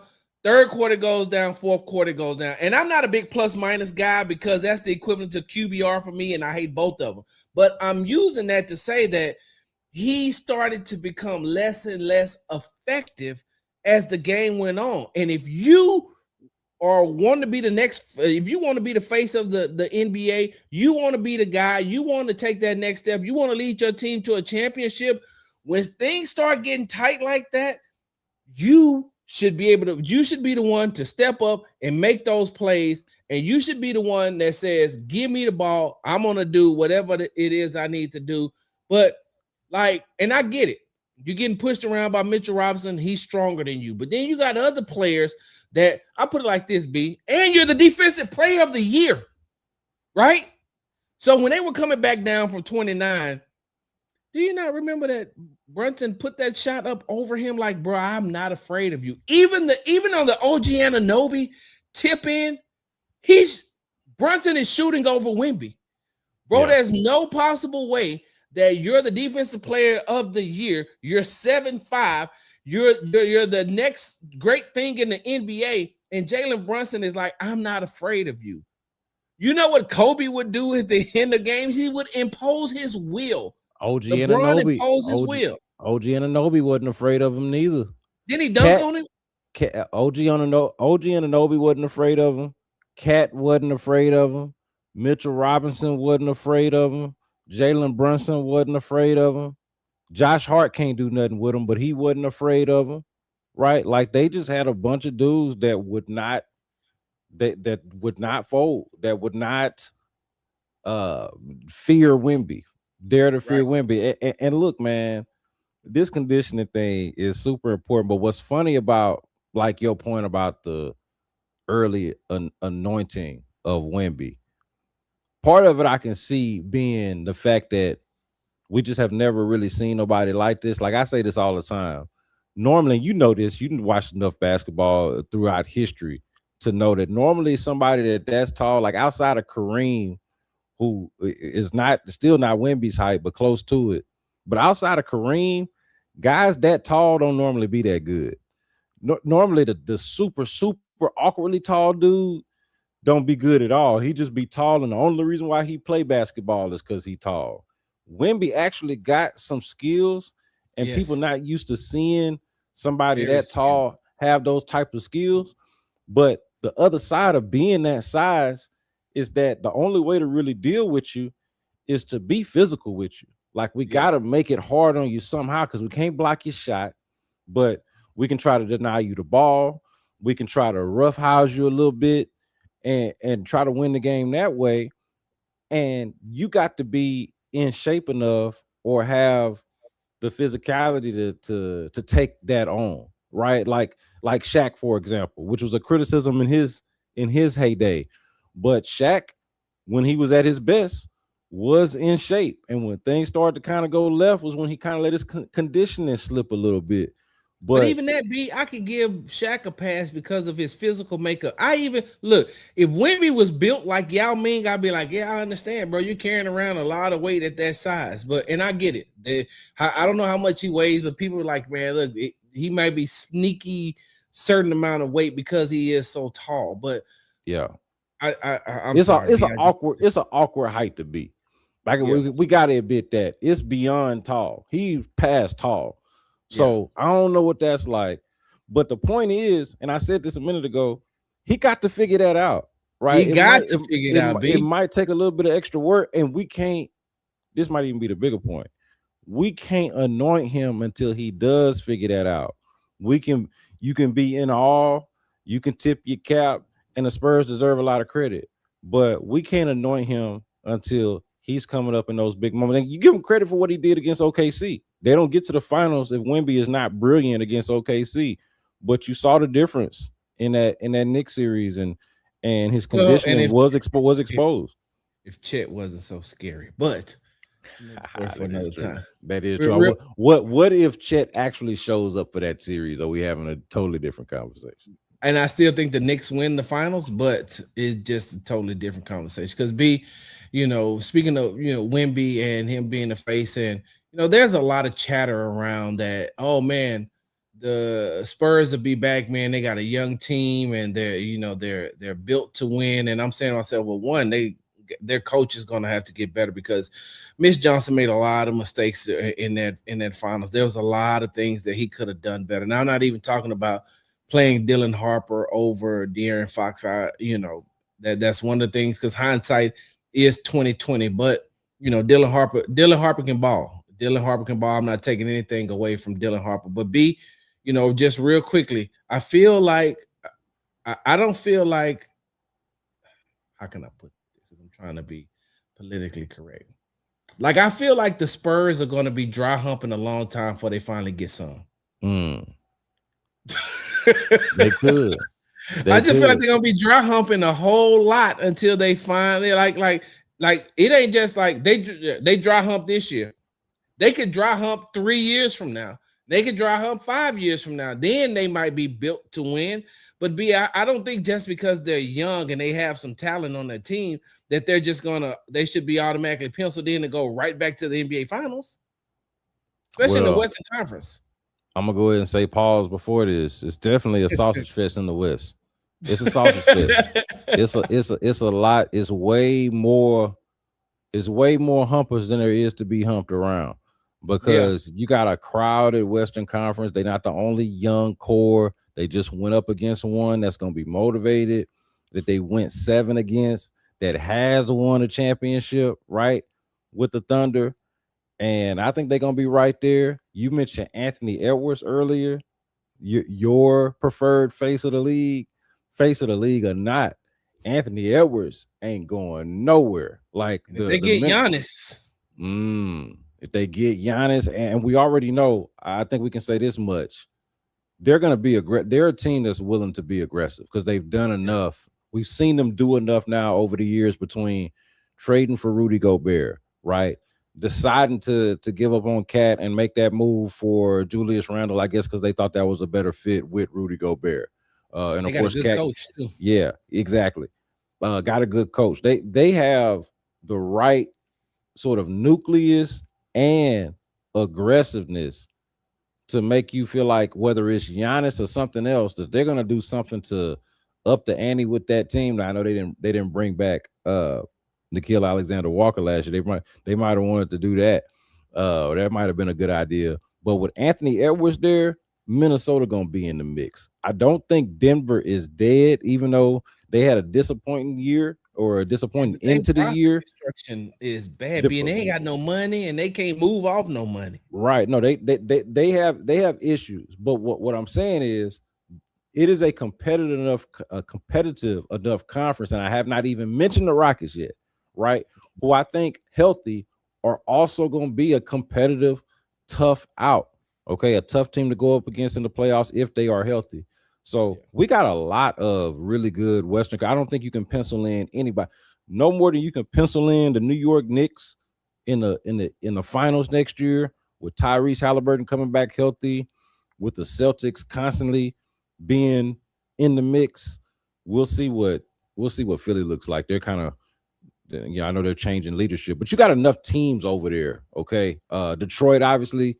We'll see what Cleveland ends up doing, but there are just enough teams that I think in both conferences to make this thing a crowded enough field. Yeah. Well, B, I'm going to ask you this. This is the last. What am I doing here? This is the last thing that I'm going to ask you about. Hold on, I got to fix this other issue I got going on over here. There we go. Whoa, look good. Hold on, B. Oh, My bad. hey, got to see that cowboy hat shine, boy. You know what I'm talking about? You know what I'm talking about? Yeah. B. Last basketball thing that I have right now. All right, the last basketball question. So there's been a lot made about the Houston Rockets drafting Reed Sheppard over Stephon Castle, who ended up going to the San Antonio Spurs, who, by the way, also hit a rookie wall as well. Yeah. I mean, not a rookie wall, excuse me, but hit a wall in the finals. Yeah. Well. Sophomore slump in the finals, if you will. Yeah, he hit a wall big time, and so, but there's a lot being made about the Rockets taking Reed Sheppard, and a lot of people saying, "Look, he should have took Stephon Castle." Before I give my take, B, do you believe that Houston Rockets general manager Raphael Stone made the wrong decision by taking Reed Sheppard over Stephon Castle? So here's how I look at it. I think that if you did a redraft, and you just said earlier on a different topic that hindsight is 2020. Mm-hmm. I think in a redraft, if you knew that Stephon Castle was going to be the impact player that he has turned out to be, that Stephon Castle probably goes number 1 overall in the draft. Probably. Okay. Based off of what he did at UConn, they won a national championship. And if you get the benefit of hindsight, that's what a redraft is. Because now you can see into the future, and you know that the Spurs went to the finals with Stephon Castle. You know that Stephon Castle was the rookie of the year, despite being the 4th overall pick, right? Like, you got the benefit of all of that information. You're taking Stephon Castle number 1 overall, which is to say, I know Rockets fans just care about the Rockets, but by that theory, all 3 teams that picked ahead of the Spurs probably should have considered taking Stephon Castle number 1 overall. That part would be the miss. So you would have to, if you're going to call out Raphael Stone and the Rockets, you got to call out the Atlanta Hawks, the Washington Wizards, and the Houston Rockets, because I think Stephon Castle has done enough to make the case that he probably should have been number 1 overall. And by the way, talk about hindsight, with nobody talking about him being number 1 overall at the time. Facts. Nobody. Even with his success at UConn, if you go back and look at the mocks from back then, they had him anywhere from 6th, like he was not even in the top 3 much, so it's not like the Rockets were far off in not picking him. Now, we're talking about a weak draft class and all of that, but I think in the hindsight, yeah, Stephon Castle would go number 1 overall. At the time and in the moment, and I think you can still justify this today, Reed Sheppard is a more logical fit for where the Rockets were and for what they are trying to do. I love the idea of Reed Sheppard. I feel like Reed Sheppard and Amen Thompson complement each other in ways to where I understood the frustration of folks wanting to see Reed Sheppard in the starting lineup. Because once Fred go down, and in the interest of preserving this all-time great who's 37 years old and Kevin Durant who's still playing at an all-NBA level, you should ask as much of these you should see as much as you can from these young players.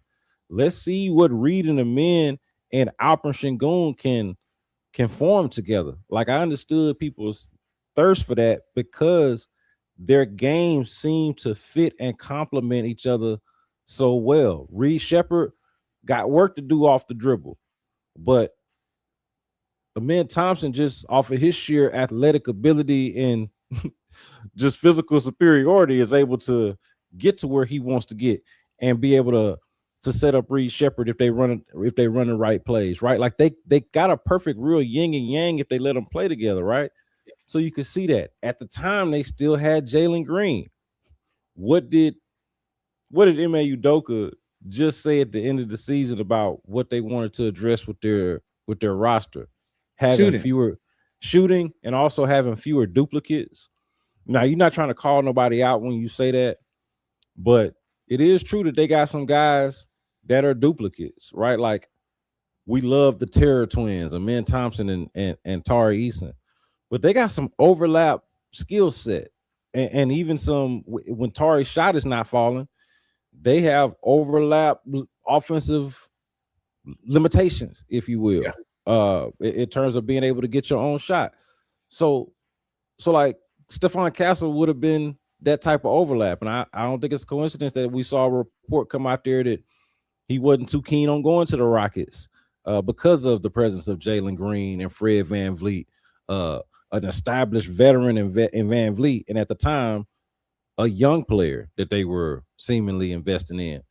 So you just got to look at and frame it within the context of the situation. Now, I will say that I'm more about getting the best player as opposed to the best fit when it comes to basketball, because I think the best players can figure out how to fit. It's not like football where you need scheme fits. You need this guy to be able to fit into your scheme. You need your coaches to play up to, or to call their plays to what their players' skill sets are and all of that. You need everything to kind of sing together. In basketball, you get the best players to get out there and they figure it out.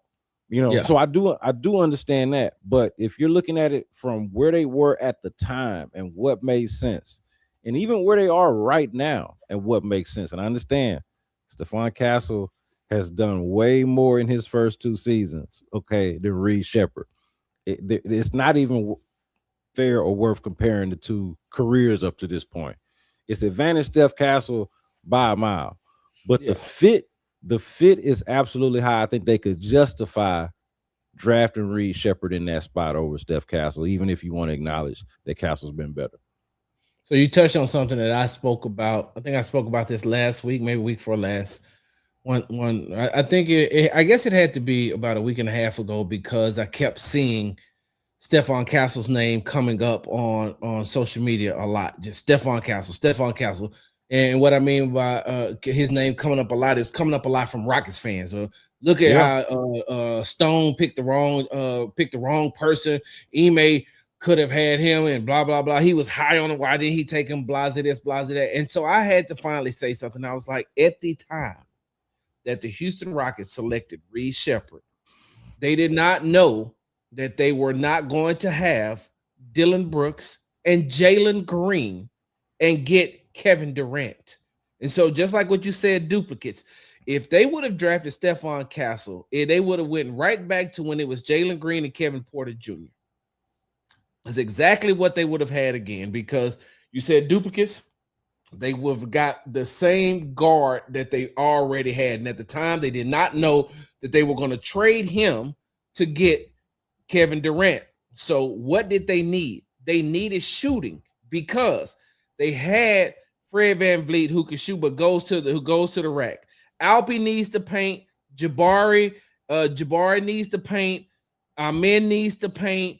Tari needs to paint. And at the time, Jalen Green needed to paint, even though he was becoming a better 3-point shooter. His last season, he was really, really good at the 3. I think he was the Rockets' best 3-point shooter on the team, as a matter of fact. I think it was him and then Dylan.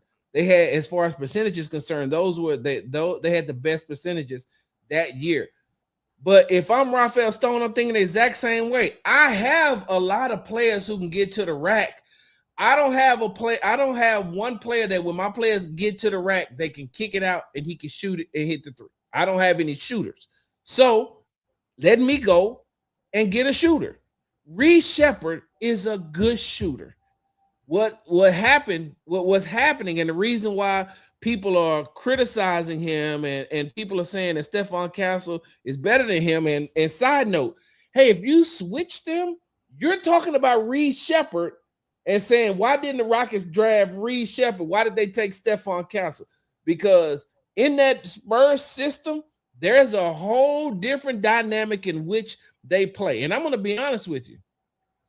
If the Spurs had Reed Sheppard, they win the championship, because not if he shoot how he did against the Lakers, though. They would have needed him to shoot more like how he did during the regular season. Well, let me hold on, B. So here's the thing, right? Here's the thing. The problem is that in Houston, Reed is playing out of position. In San Antonio, he'd have had wide open shots. He doesn't have to create for himself, even if he's playing off De'Aaron Fox, right? Even if he's playing off De'Aaron Fox. Now, they may lose some on the defensive end. Of course, Castle is a better defender than Reed Sheppard, but he's still learning his way around the NBA. And, he didn't have the best of defensive series either. But with that being said, You got Reed Sheppard playing out of position. That's why he really looks bad, because he isn't an on-ball guard. He isn't a point guard. You're trying to make him a point guard. He's not. I for the life of me, I can't understand why the Rockets never use some of the Golden State Warriors offense the way that they bring Curry off of those screens, because Reed Sheppard is a really good catch and shoot, a good catch and shoot player.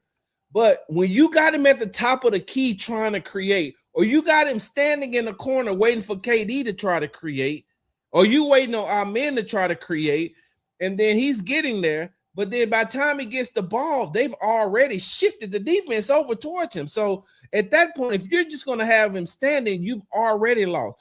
Man, I would have run Reed Sheppard and brought him up through the lane and let Alpy set a pick and come back and let Jabbar set another pick, and he come around there, and as soon as he catch that joker. Or not only Curry, hey, Klay Thompson, use some of his plays, because Klay Thompson can't dribble, but he can catch and shoot like no other. So that's what I'm saying. He's playing out of position, and that's why it looks the way that it looks, because there's a lot. Now, on the defensive end, yes, Reed, and he said this himself, hey, he got a lot to fix as far as the defensive end is concerned. But back to my original point, B, at the time, they already had a Stephon Castle type player in Jalen Green. So you don't draft another Jalen Green. You draft, and then, so I'm like this, B. I'm for best fit, unless the guy is uber talented, right? If the guy is uber talented, like I'm taking him, right? Because you look at it like this too, B. Go back to that. What draft was that Jordan went third, right? He did behind Hakeem and Sam Bowie, and that was because Portland already had a Jordan-like player. Hey, and look, I'm glad you mentioning this, because I think these things are very comparable. All right, one thing I do want to say, since you mentioned this about Reed and them not running enough of them Curry and Klay Thompson type of plays, I do want to see. Now, we've already heard from them that they're not going to make too many changes to their coaching staff, okay? But I do want to see what it looks like with Fred back healthy, and we'll see. I'm wishing the best for Fred, who said with you on the Unguarded podcast that he felt like he's in the best shape of his life. And of course, they always say that, but I'm hoping it's true. I'm taking his word at face value, and I can't wait to see what he looks like with now a more experienced Reed, and can now, because see, Fred, even though he's undersized, he's sturdy enough and experienced enough. He's not a liability on defense in the same way that Reed is, and because of that, you can actually play them together, even though it doesn't seem like it because they're both small, but you can. Fred's strong. And Fred is strong, right? Probably one of the stronger guards that you'll find for his position. But the point being, if you got somebody that can set up plays like Fred and somebody that can shoot like Reed, you don't want to do too much of it, because again, you're a little bit undersized. But in doses, I want to see what that look like when Fred and Reed actually share the floor together, and they got some more shooters out there, whether it's Jabari and KD, and I guess Şengün would be out there with them. But I want to see what that looks like for one thing. But back to the point about Castle, and I'll say this is how, to me, it's similar to the Jordan thing, and it's even similar to the Jalen Brunson thing in terms of, if you knew he was going to be this good, obviously he has now outplayed what the expectation was, right? Like, I had seen more of Stephon Castle than I had of Reed Sheppard. And I can be honest, at the time I thought, man, Reed Sheppard, didn't he come off the bench? And then I started looking and remembering what he was, and I could I can see the vision. But Stephon Castle at the time kind of made more sense to me, like in the moment. But I think even then with that, I didn't think Stephon Castle was going to turn out to be what he ended up turning out to be. And nobody did, because going back to my earlier point, if so, he'd have probably went number 1 overall. So what I'm saying is, if the Blazers knew that Michael Jordan was going to be Michael Jordan, with all due respect to Clyde the Glide, they would have took Michael Jordan, right? If Becky Hammond knew that all that stuff that was gonna happen that we talked about with the Knicks, with not just Jalen Brunson being there, but all the moves they was gonna make, bringing in Mike Brown, OG Anunoby, Mikal Bridges, Josh Hart, and everything, Cat and everything. Okay, different conversation. If the Rockets knew that Stephon Castle was gonna be as good as he was, like that is just a credit to him playing a little bit above what the expectation was, not as much of a simply a miss by the Rockets, who again were going for more of a fit. And never mind the fact that they might have gotten a message from Stephon Castle in his camp that, hey, I don't really know. Not only might y'all question my fit, I question my own fit. I don't think I fit there with no Fred Van Vliet and Jalen Green and Dylan Brooks and Amin Thompson. Like, I don't think I fit, like that could be a thing too. And I'm saying, you know what? Yeah, we agree. I think we Reed see Sheppard's a better fit. So that to me is the difference. It's like, okay, if you knew he was going to be this good, which you didn't, and nobody did because he would have went number one overall, then maybe you would have drafted him. But at the time, you're thinking, they said this even, Sarge, not a lot of difference between the top of the draft, the top of the lottery, and the middle of the lottery. We got to remember what this draft class was at the time. And it's proven to be that. It's proven to be that, right? The number one picked and played his way out the rotation. Alex Sarr is a decent player, but, we having this Reed Sheppard conversation. Matas Buzelis was like the number 11 pick for Chicago, and he turned out to be one of the better players. Like, it's a weird draft. So it's not. Is he like Polish or something? That's the one that went off against the Rockets when in Chicago. Yes, when they played. Yeah, I remember because I was at that game. I was like, "Oh, that dude is off." In a redraft, he might go third. They might have drafted him like that. That's goes to show you how weird of a draft that was. So you got to give him a little bit of grace. This is, what do they call that? Definitely hindsight of 2020, but this is like a revisionist history. A Stockholm syndrome, revisionist history, all of the above, man. All of the above. All right, B, let's hop back into some football and then let me get you up out of here, man, because look, we didn't had another one of those like we on the phone again. Yeah. People don't know.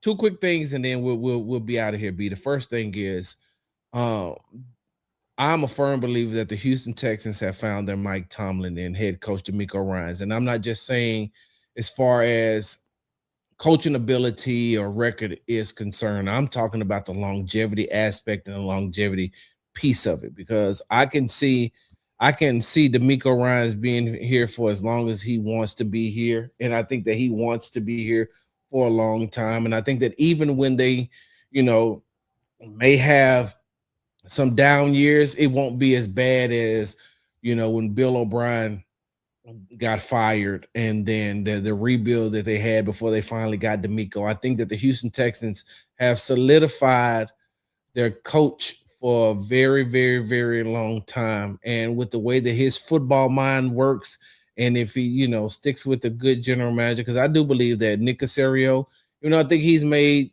some questionable picks and decisions when it came to on the offensive side of the ball before this offseason.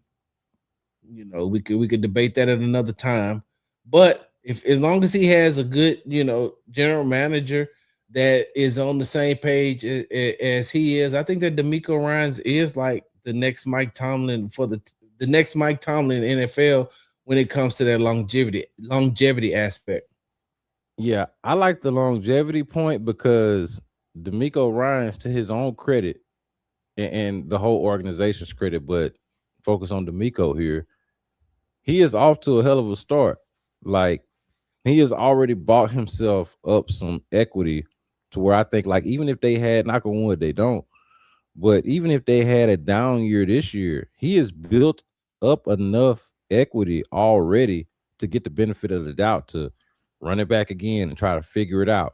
And I think, just to be clear, that they're going to be at least as good this year as they were this past year.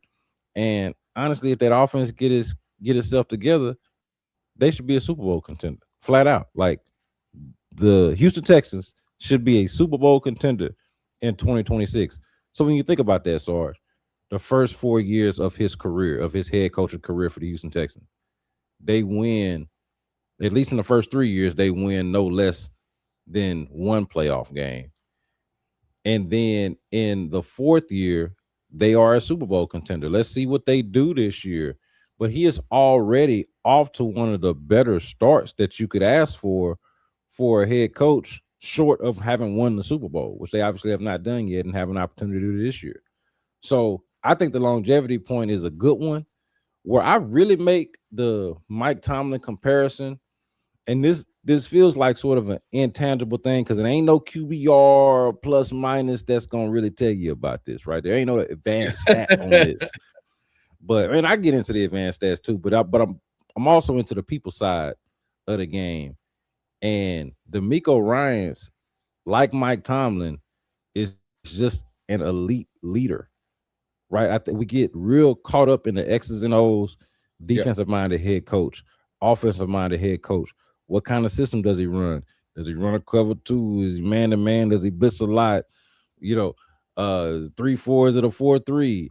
Is it the Shanahan offense? Is it the Patriots offense? Like, we get caught up in a lot of that stuff that is important, but you also got to have, who's a good X's and O's guy? Mike McDaniel.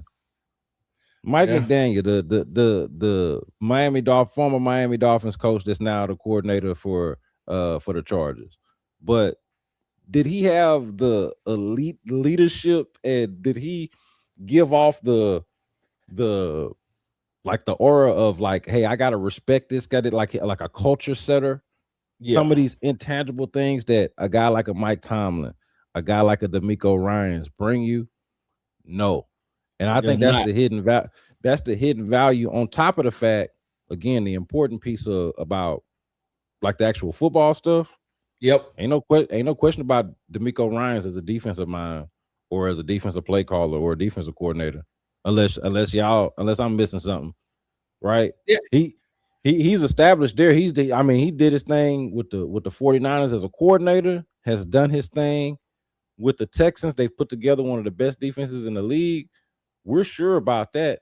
And then on top of that, he's got that intangible leadership aspect of it, to where he is somebody that people want to play for, or at the very least, they got like a standard and a culture set there that's not worth, to me, disrupting for as long as they're gonna be successful.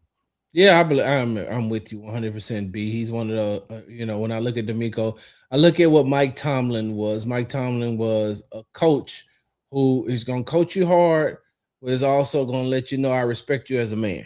I respect you as a man, and when we on this football field, we all got the same common goal, and we just trying to win. And so, I've heard so much about D'Amico.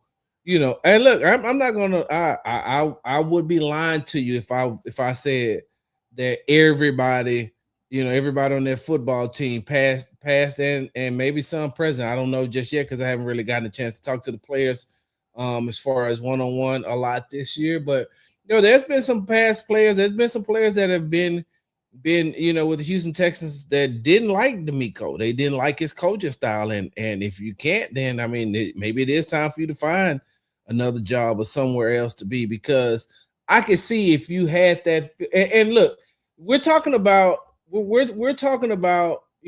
adult males who was the best of the best since Pop Warner, middle school, high school, college, and then you get to the pros, and then you may be a special teamer where you was everything at your last stop.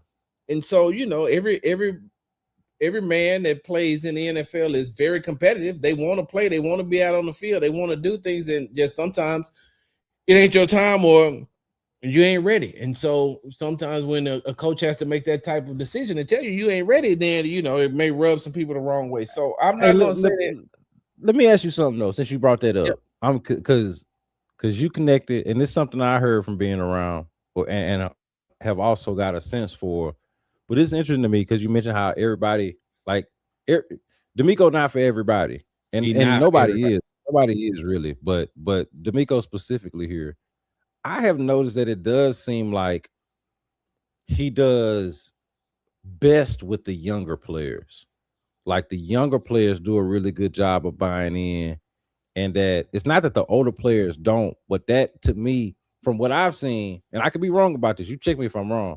What I've seen, the pushback has been much more of a veteran that thinks that they are, whether they feel like they're old more than they are, or whatever the case may be. But the young guys, especially like the Will Andersons of the world, right? Kamari Lassiters of the world, like those are guys that at worst are like indifferent and at best really buy into the culture once they get here. You tell me if I'm off base on that, but I feel like that's what it is. It's like they got to really kind of hit on that right culture guy from a veteran standpoint.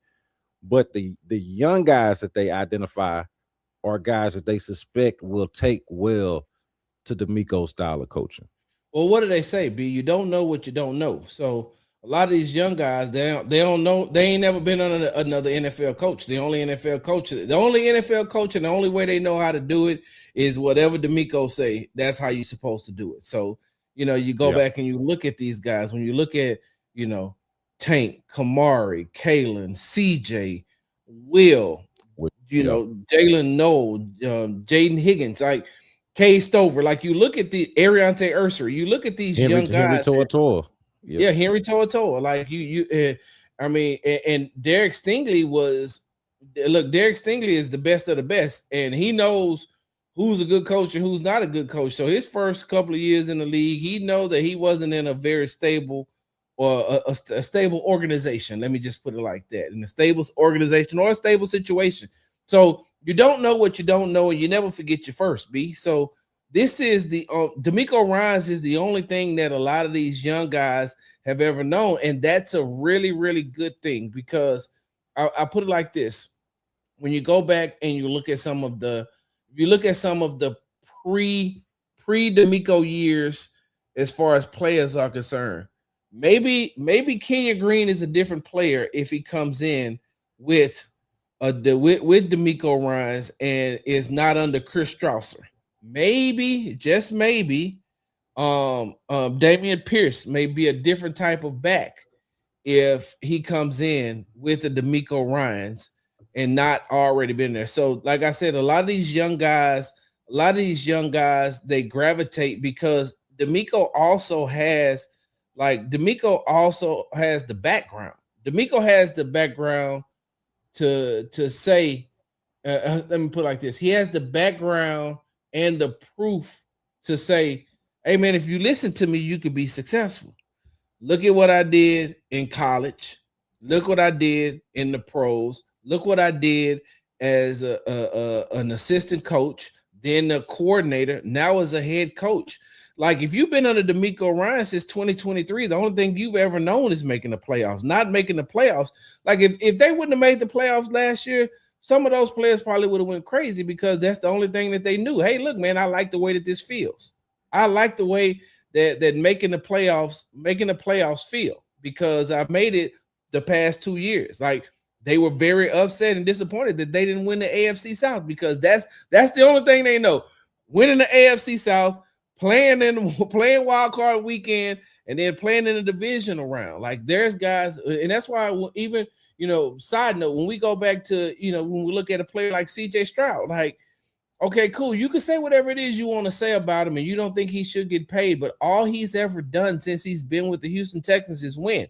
And so only thing that D'Amico Ryans has ever done is win, and all those young players ever known is winning. So here's the thing, just to throw a quick wrinkle into this D'Amico Ryans storyline and story arc.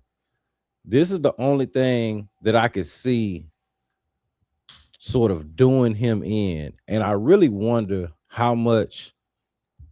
Here's the question, Sarge. Who gets held accountable if and when the offense fails? And I'm not saying it's going to. I'm just throwing this out there as a hypothetical. I don't think it should be D'Amico Ryans, to be clear. I don't because I don't think it's D'Amico. If it fails, I don't think it's necessarily his fault, because I'm not sure how much all of this was is necessarily his idea per se. Like, I don't think he's making these decisions on the offense unilaterally. Like, I don't think he just. What do we consider failing? Are we by if they what metric are we using? I'm saying similar to like what if it's like last year where the defense is all time great and the offense at best is average and God forbid takes a step back, right? Like that's the catastrophic scenario for the Texans is if the offense instead of the glass half full view that a lot of us have is like year two they should progress. CJ Stroud should be more comfortable. Nick Haley should be more comfortable. They should be better. What if for some crazy reason, whether it's injuries or just performance, they take a step back? The offense go in the wrong direction. That's Well, the thing. injuries, you got to give them a pass, though, right? If they got injuries, you got. Oh no, I definitely think so. But what I'm saying is the point really more so is like what ultimately does in a defensive head coach is when they can't get the offense right, or whoever is not getting the offense right, and the head coach end up being the fall guy. I don't think this is going to happen to D'Amico, just to be clear. But I do think it's important for, as a group, as a team, as an organization, for them to raise the level of the offense to match the standard that D'Amico Ryans, to his credit, has set over on the defensive side of the ball. That's why Nick Haley is so important. Like this is not something that I'm putting on D'Amico Ryans, but I do feel like defensive head coaches unfairly take either fairly or unfairly take the fall for when the offense does not perform. So I would just throw that out there as the one thing that I would keep an eye out for. Sorry, I caught a Charlie horse. That's wild. We've been sitting for a minute. If we're gonna do 2-hour shows, we gotta have like stretch breaks. Right. We gotta take commercial break for real. We here with family, so y'all got to see us stretch a little bit. If I gotta crack my knuckles or pop my neck or whatever it is that's going on, y'all got to just get comfortable with that. Hey, look, what you call this? TikTok seen me over here straight. I put you on the main screen right there, but I forgot I was on TikTok, and they over there like, you okay? But B, so let me say this. So, okay. Because to answer your question, I have to put it this way. D'Amico's going on his 4th year. Yeah. Right. But before you make your point, I just want to say he would not be the first coach, period. But certainly not the first black coach to get railroaded. He wouldn't be. I'm just saying. I'm knock on wood. I love the McNairs, love D'Amico. Don't think it's gonna happen. I'm just saying. It wouldn't be the first time it happened. Hey, look. D'Amico wouldn't get railroaded like that. D'Amico would probably have to go. How many games is in the season? 17? It's 18 weeks with 17 games, right? That's right.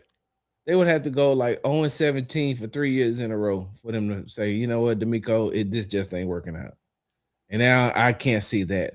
But I will say this, and I don't think because they love D'Amico. Like they love D'Amico not only as a coach, but as just a person. Period.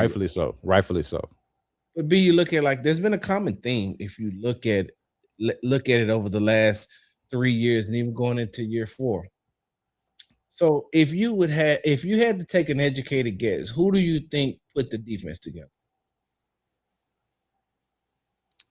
If I had to take an educated guess on who put the Texans defense together, yes, I'm gonna go with D'Amico Ryans. So, and if you had to take an educated guess on who's been putting the offense together, who would you say? I'm gonna say at the top, Nick Caserio and whoever else he might delegate to. So Caserio, and I'll say Caserio and company, whatever company look like. So, with that being said, right? You just said that, of course, it's a defensive-minded coach, of course. So when you look at that, B, right? When you look at that, what has the defense been over the last 3 years? Incredible, and only getting better on this type of trajectory up. What have we been talking about as far as the offensive side of the ball has been concerned? Can't get right. Right.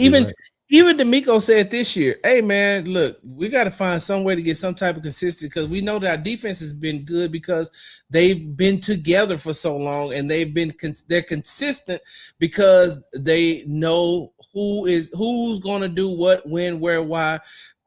Kamara knows exactly what Kalen's gonna do. Kalen knows exactly what Sting's gonna do. Sting knows exactly what Petrie gonna do. Petrie knows exactly what Will gonna do. Zeus know what everybody like. They all know what they're gonna do. But on that offensive side of the ball, think about it now, B.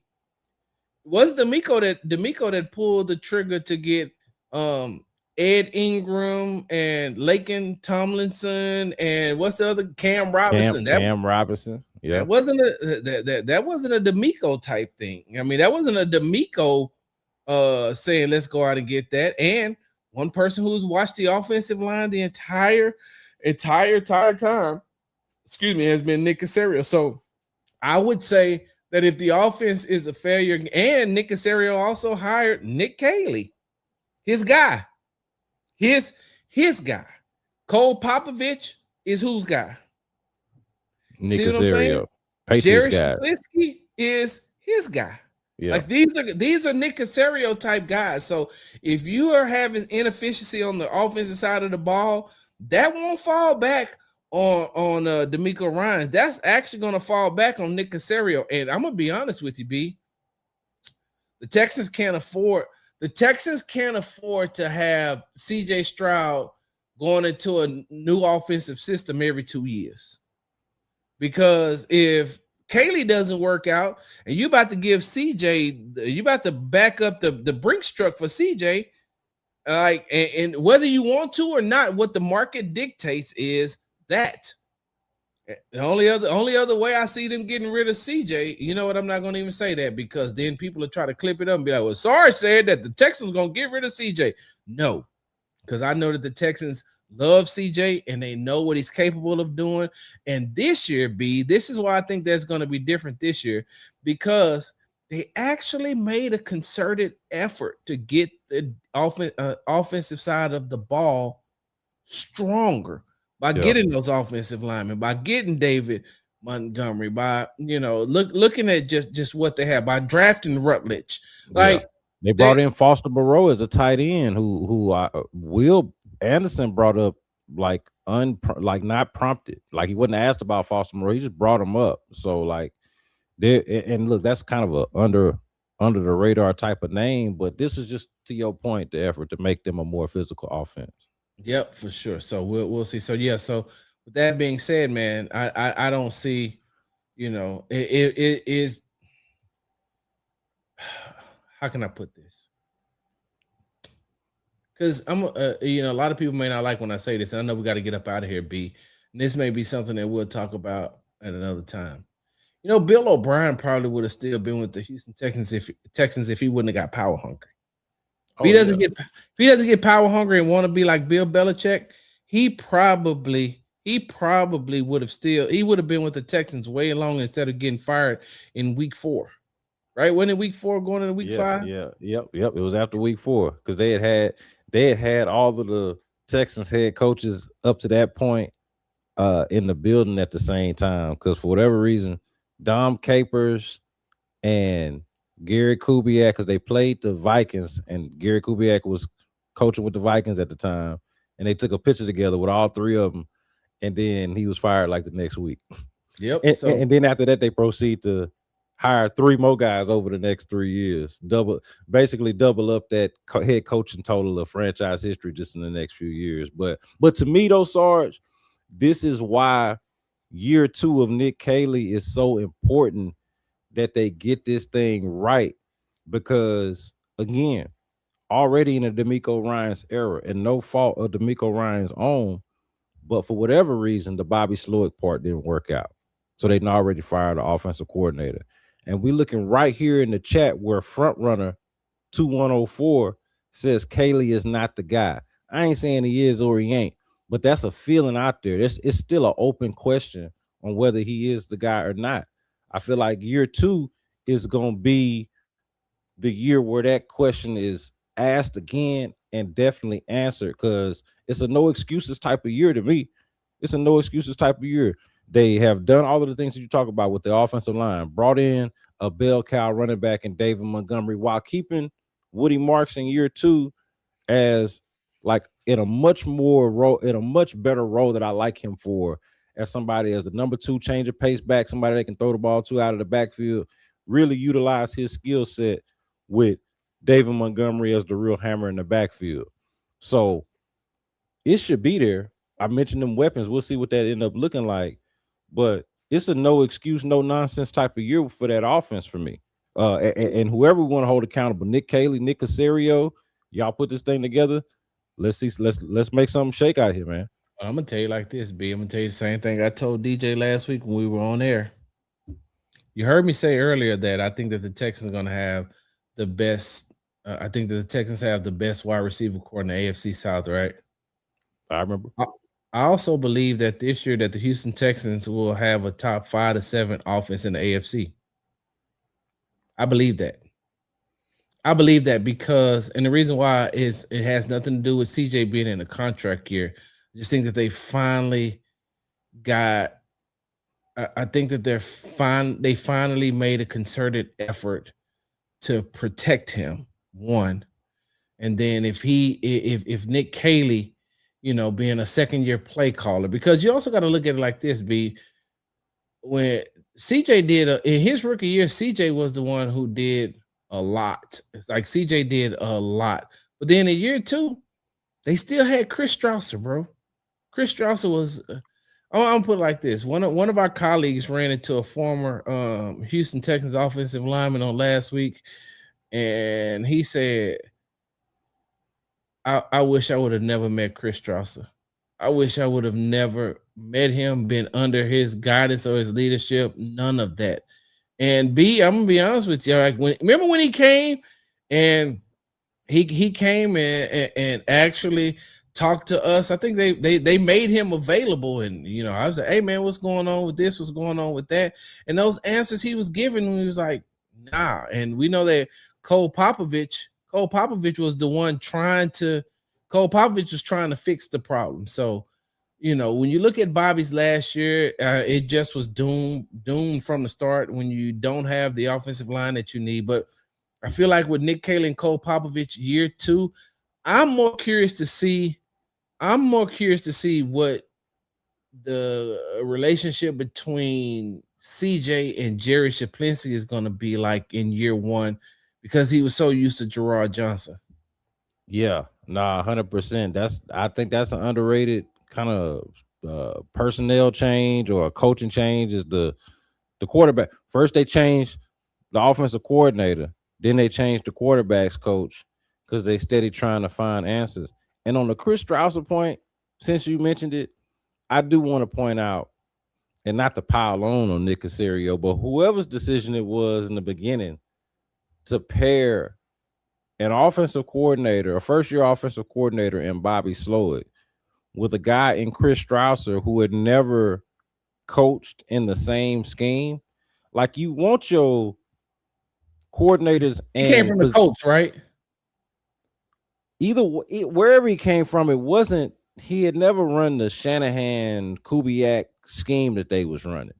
And you want your coordinator and your coach to be simpatico to some degree. You want them to be on the same page. And to the point that you just made, we at the very least know whether you like the offense or not, or the system or not. We do know at the very least that Cole Popovich and Nick Caley come from the same place, come from the same background, speak the same language. And we've seen, I think we even saw over the course of last year, even though the offensive line still didn't, like some of them nerd numbers we were talking about, some of the metrics, they didn't necessarily perform well in those, and they were better over time. But some of the fundamental things we did see improve under Nick Caley, and with the first year under Nick Caley and the first year with Cole Popovich as the offensive line coach. So the hope is that they can build on that. I just hope he doesn't, do not get conservative. Don't get conservative. Just or better yet, stop being, because they were conservative. They were flat out conservative last year. You gotta stop score. That. You gotta score. All right, B. Gotta get you up out of here quickly. 3 things that you want to see heading into training camp for the Houston Texans. Unleash Jalen Noe.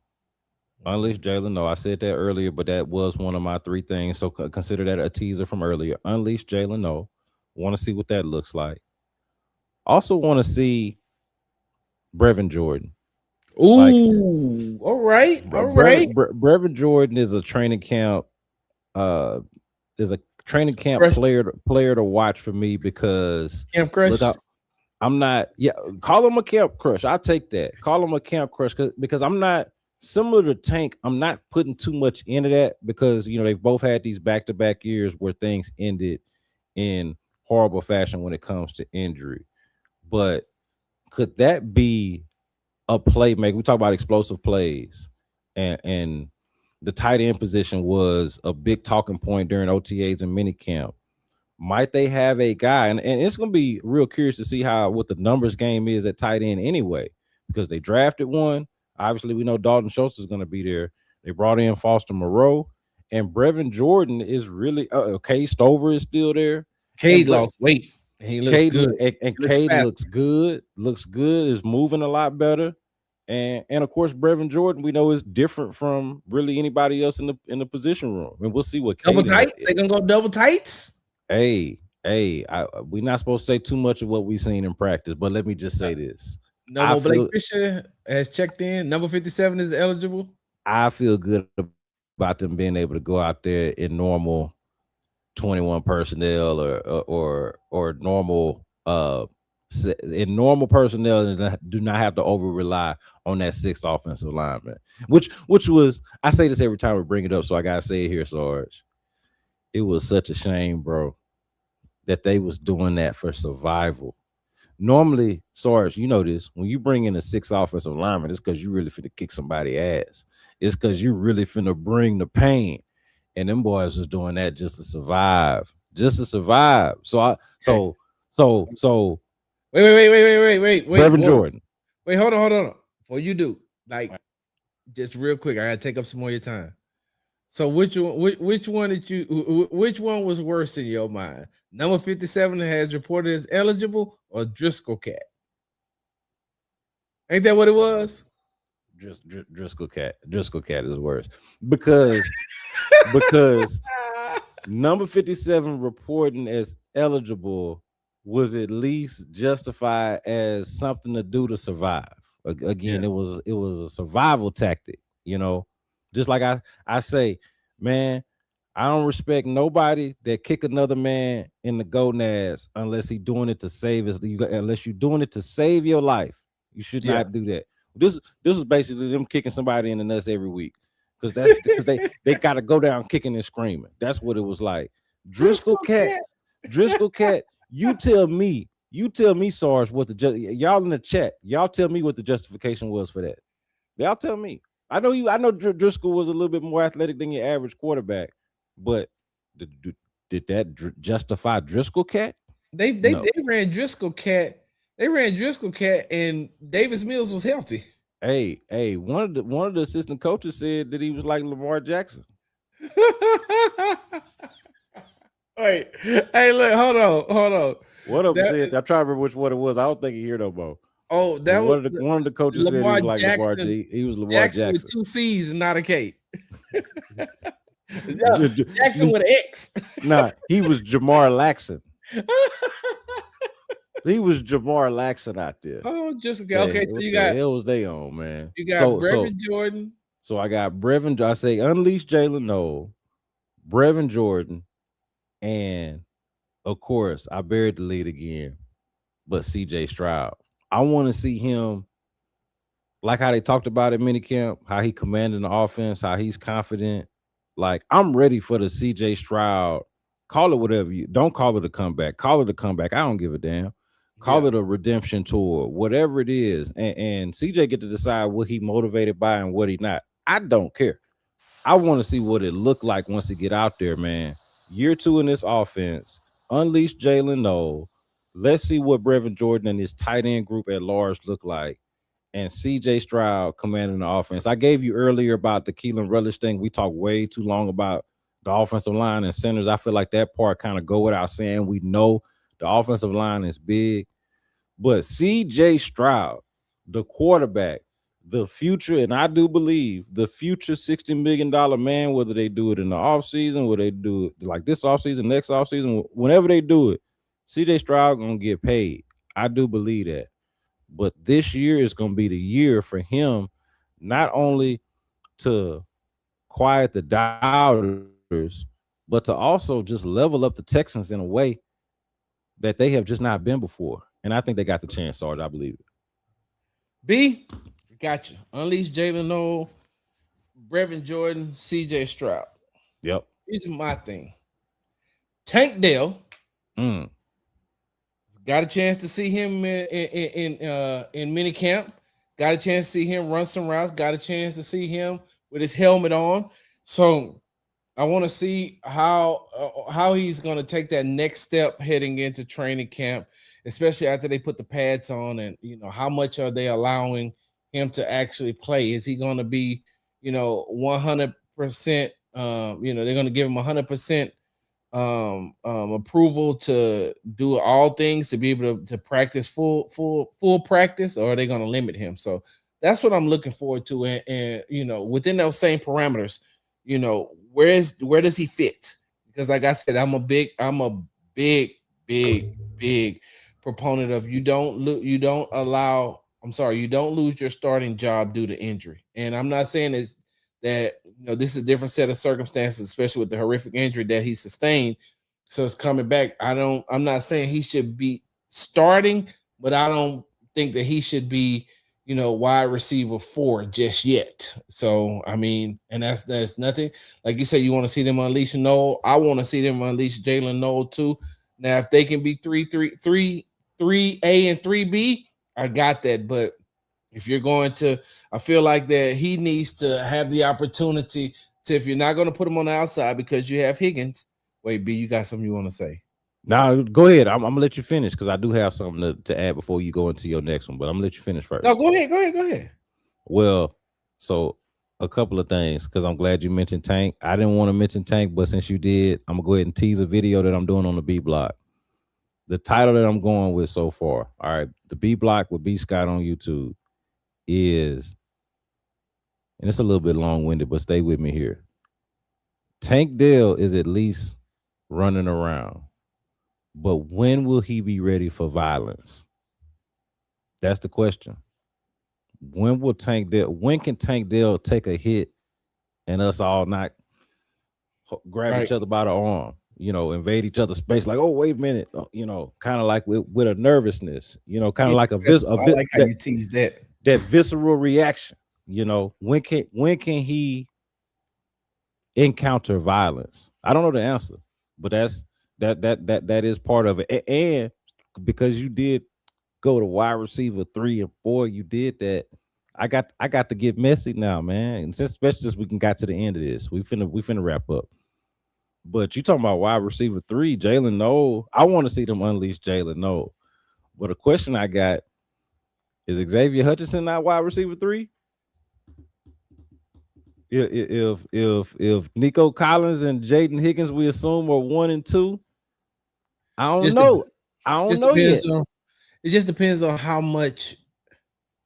So with that being said, because Noel is a slot, you're going to put him on the outside. You already got basically your 2 outside wide receivers. Unless you think, are you saying that you think Hutch going to beat out Higgins? I think it could go either way. I think he could beat out Higgins. I think that between the 3 of them, they would be interchangeable enough to where those could be just their 3 guys, and they just do different things formationally, where sometimes you'll see one of those bigger guys on the inside. Maybe you'll see Hutch on the outside. I think they got a combination going. I want to see him unleash Jalen Noel, and everybody rooting for Tank. All right, B. But also in the chat, as you know, also in the chat is Xavier Hutchinson in the mix. I'm just saying. I ain't mean to derail you. I'm just saying that's out there. All right, B. I wasn't gonna do this, but I'm gonna do it because, first of all, Hutch is my guy. Great guy too, by the way. Great guy. Because you look, Henry To'oTo'o is my guy, Hutch is my guy, and Jake Hansen is my guy. That I look when I come over there, I'll be like, hey, bro, hey, who y'all had over here on the block, man? They just bust out laughing. But Hutch is my guy. So one of the reasons why I kept saying Higgins is because I believe that just because of where they drafted him, they're going to automatically insert him into that position. Now, can Hutch outplay him? So this is the thing that gets lost, right? And this is why I said I wasn't gonna say nothing. I was just gonna go on about my business and wait till training camp started and be like, okay, so I'm looking at Xavier Hutchinson. Looking at Xavier Hutchinson. Because here's the thing, B. All the accolades that Jaden Higgins has coming out of college, Xavier Hutchinson had him too. Xavier Speak Hutchinson on was it. All-American too. Preach. Speak on it. he broke records at Iowa State too. The only thing was he just wasn't drafted high. You see, Yeah, where was and Drake? he was a late bloomer too. Come out of the Yes. went to blend that 1 year or at least 1 year. Yeah, he's he going into his 4th year. That's right. He was in that draft class with Will now. And so, with that being said, B, I only put Higgins in there, and I kept saying Higgins because I just feel like they're going to put him in there because of where he was drafted. Now, you know me, I've said this till I was blue in the face. I'm a firm believer in Xavier Hutchinson, man. I am like he got one. He got the support from me just because I'm watching him, and I was like, yo, this guy once he gets up to speed, and then of course he was also one that came out of the now coming from Bobby. Okay, B. God, I didn't mean to hold you long, but I'm gonna say this. Side note No, again. we good. I'm the one that brought it up. We good. Hey, look, we should be monetizing this on Kick or Twitch or so. We should be streaming this. Somewhere. But B, we should think about a stream here soon. But B, with that being said, what a lot of people don't realize, and this is where Hutch lost out at his first 2 years in the league. Bobby Slowick's route concepts in his offense was horrible. They were terrible.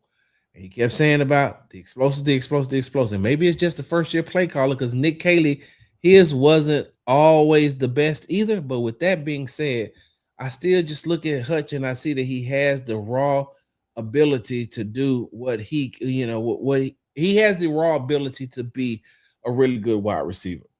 He just needs the opportunity and the chance. And you can't keep saying, well, we'll keep him as a backup. And then if he, and play him on special teams, if you're going to use him, use him. Let him be used. So I agree with you, B. I agree that Xavier Hutchinson is in the mix as well. I was going to try to save that and, save that. But since you brought it up here, I'm just going to go ahead and talk about it. Just talk about it right now. Yes. I do believe because I was going to use on my show later on this week. There's one surprise wide receiver that nobody's talking about that they should be talking about.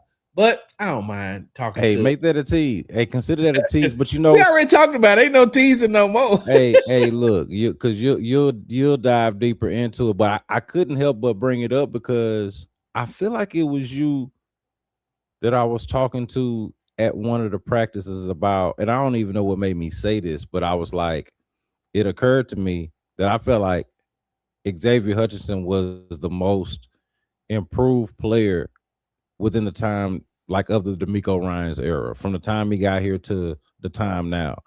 And I want to say that you, and if it wasn't you, it was whoever else I was talking to, I feel like it was you, said Henry Toa. And I was like, you know what? I'll take that. Especially since, as you know, just as well, actually better than I do, you see one of them guys, you see the other. Yep. It will make sense that either one or two or both of those guys would be the most improved players, and I think he deserves a little bit of that was on your show last week. That. We talked about that. Yeah, that might have been it. But yeah, man, it just the improvement.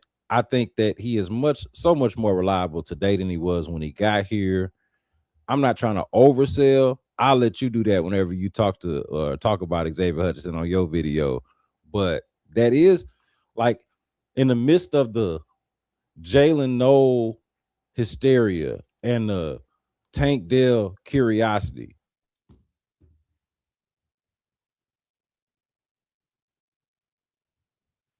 Uh-oh, B, you froze up.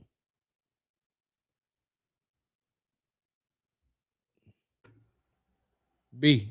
Oh, yeah, you froze up, B. There you go. Say it again. Yeah.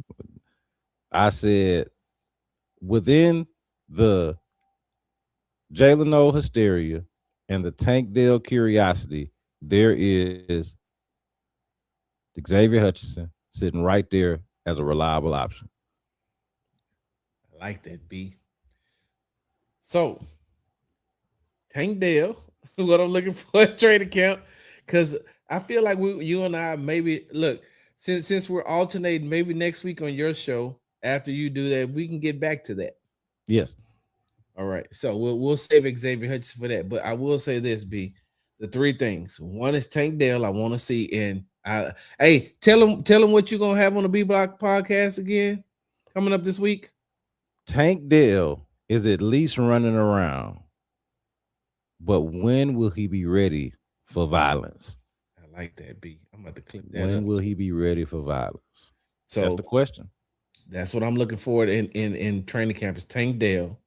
The second thing I'm looking for is, now listen, when I say this, I know you're gonna be like, which one? Because there's so many of them, right? I'm looking at the Jalen's, right?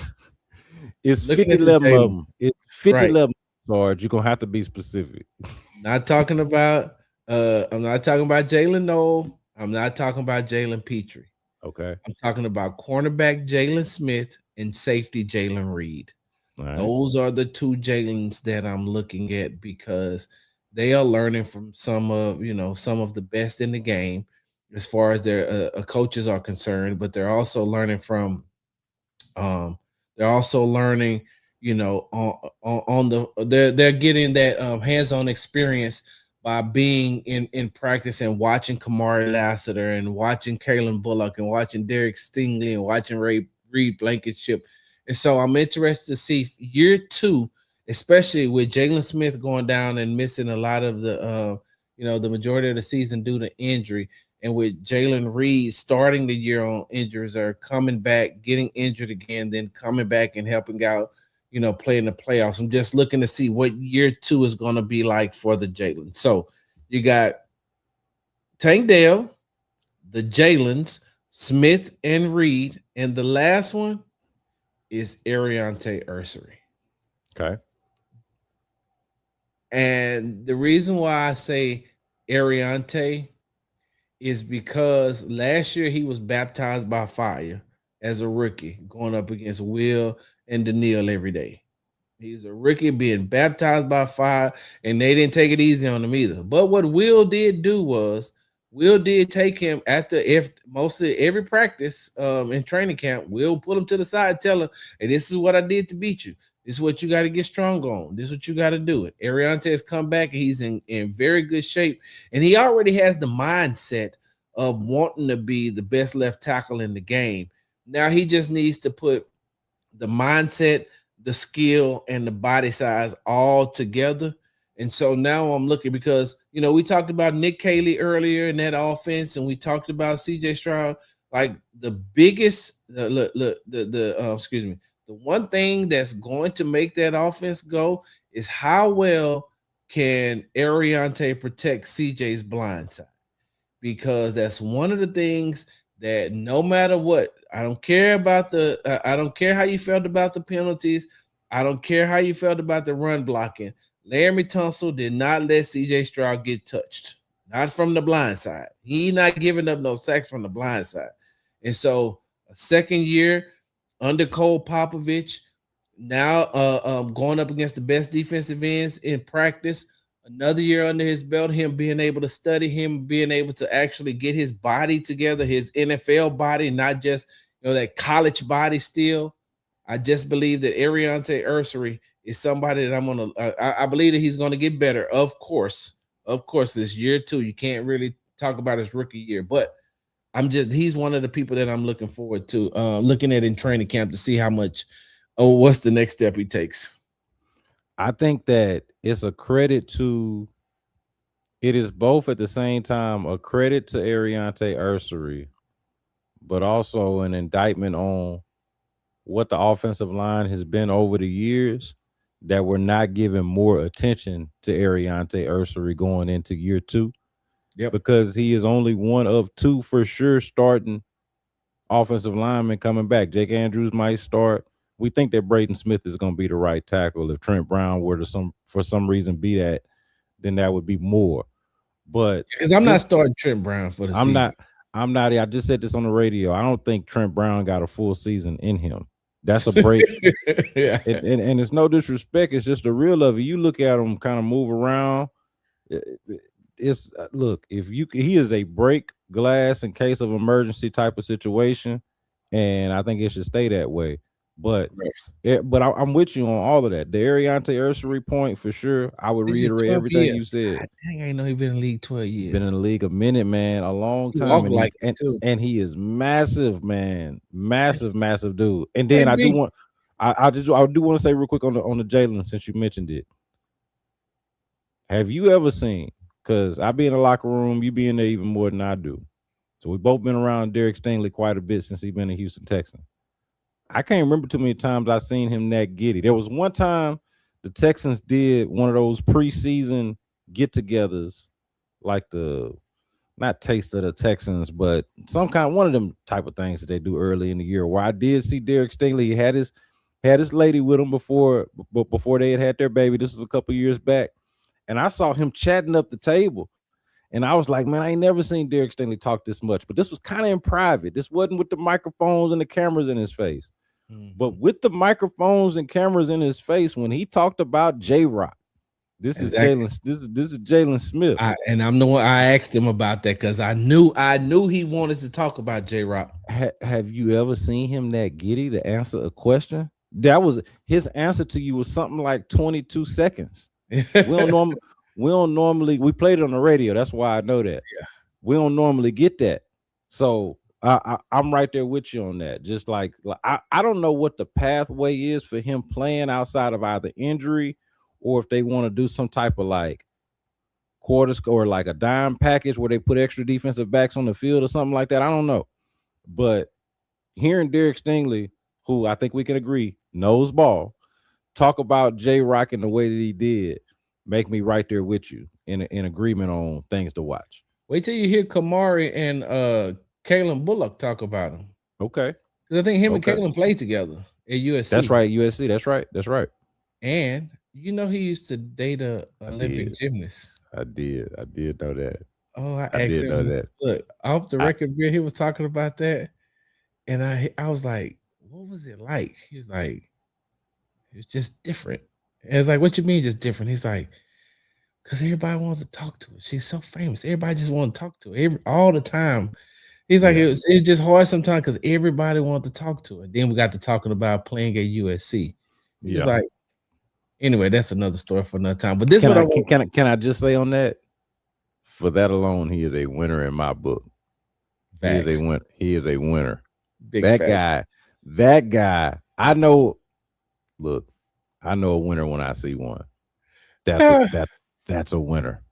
B, one more thing before we go. Look, I always feel like Trent Brown after a play gonna get up, be like, shit, leave me. He look, because Benson the Hedges, of course. Like, I need me. They like, hey Trent, you know we still in the game. We like, I know. Hey man, I need this if you want me to do the next play. All right.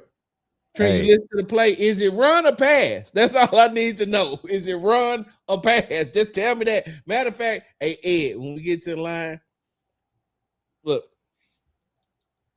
tell me what we do. That like, hey, he like one of them old school and keep their cigarettes.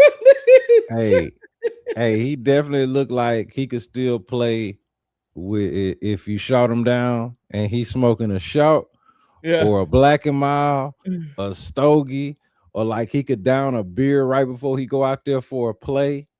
Like, but you don't want him out there too long though. Not too long, but just long enough. Not here for a good time, not a long time type of situation when you get that age. He come over there with that. His oxygen mask is actually a vape. Gotta be. Tell the people where they can find you, man. It's the B Block with B Scott on YouTube. You can also find the B Block podcast anywhere you get your podcast, and Sports Radio 610 twice a week. I'm on Wednesdays and Fridays. But as I mentioned earlier, next week, all week, Monday through Friday, 2 to 6 on the Drive. So y'all check me out. Who you on with again? I'm be on with Ron. I'm in Fort Clint with Ron. So They let me know when to show up, and I show up. But we usually kind of loosen up a little bit. So we'll see what that's gonna look like, especially on a week where it ain't a lot going on. We'll see what kind of shenanigans we're gonna get into, man. It should be an entertaining week. Well, they need some type of positivity over there. No, you know what, Sarge? Do not do that. Do not do that. You know I'm gonna bring the right. You already know I'm gonna bring the right energy. You already know. It's that man whole government job. Don't say that, Sarge. Do not. And you can follow me on the app formerly known as Twitter at Big Sarge Sports to see at the end. Follow me on the Tick and the Talk at Big Sarge Media. Make sure you follow me on Instagram at Big Sarge Sports with the Z at the end. Because you know we do everything for the gram. And make sure you're subscribed to the Texas Tailgate Talk page on YouTube and the Big Sarge Media page on YouTube. The B Scott, Big Sarge. You know how this works, right? I'm out. Hard work. Hard work. Hard work.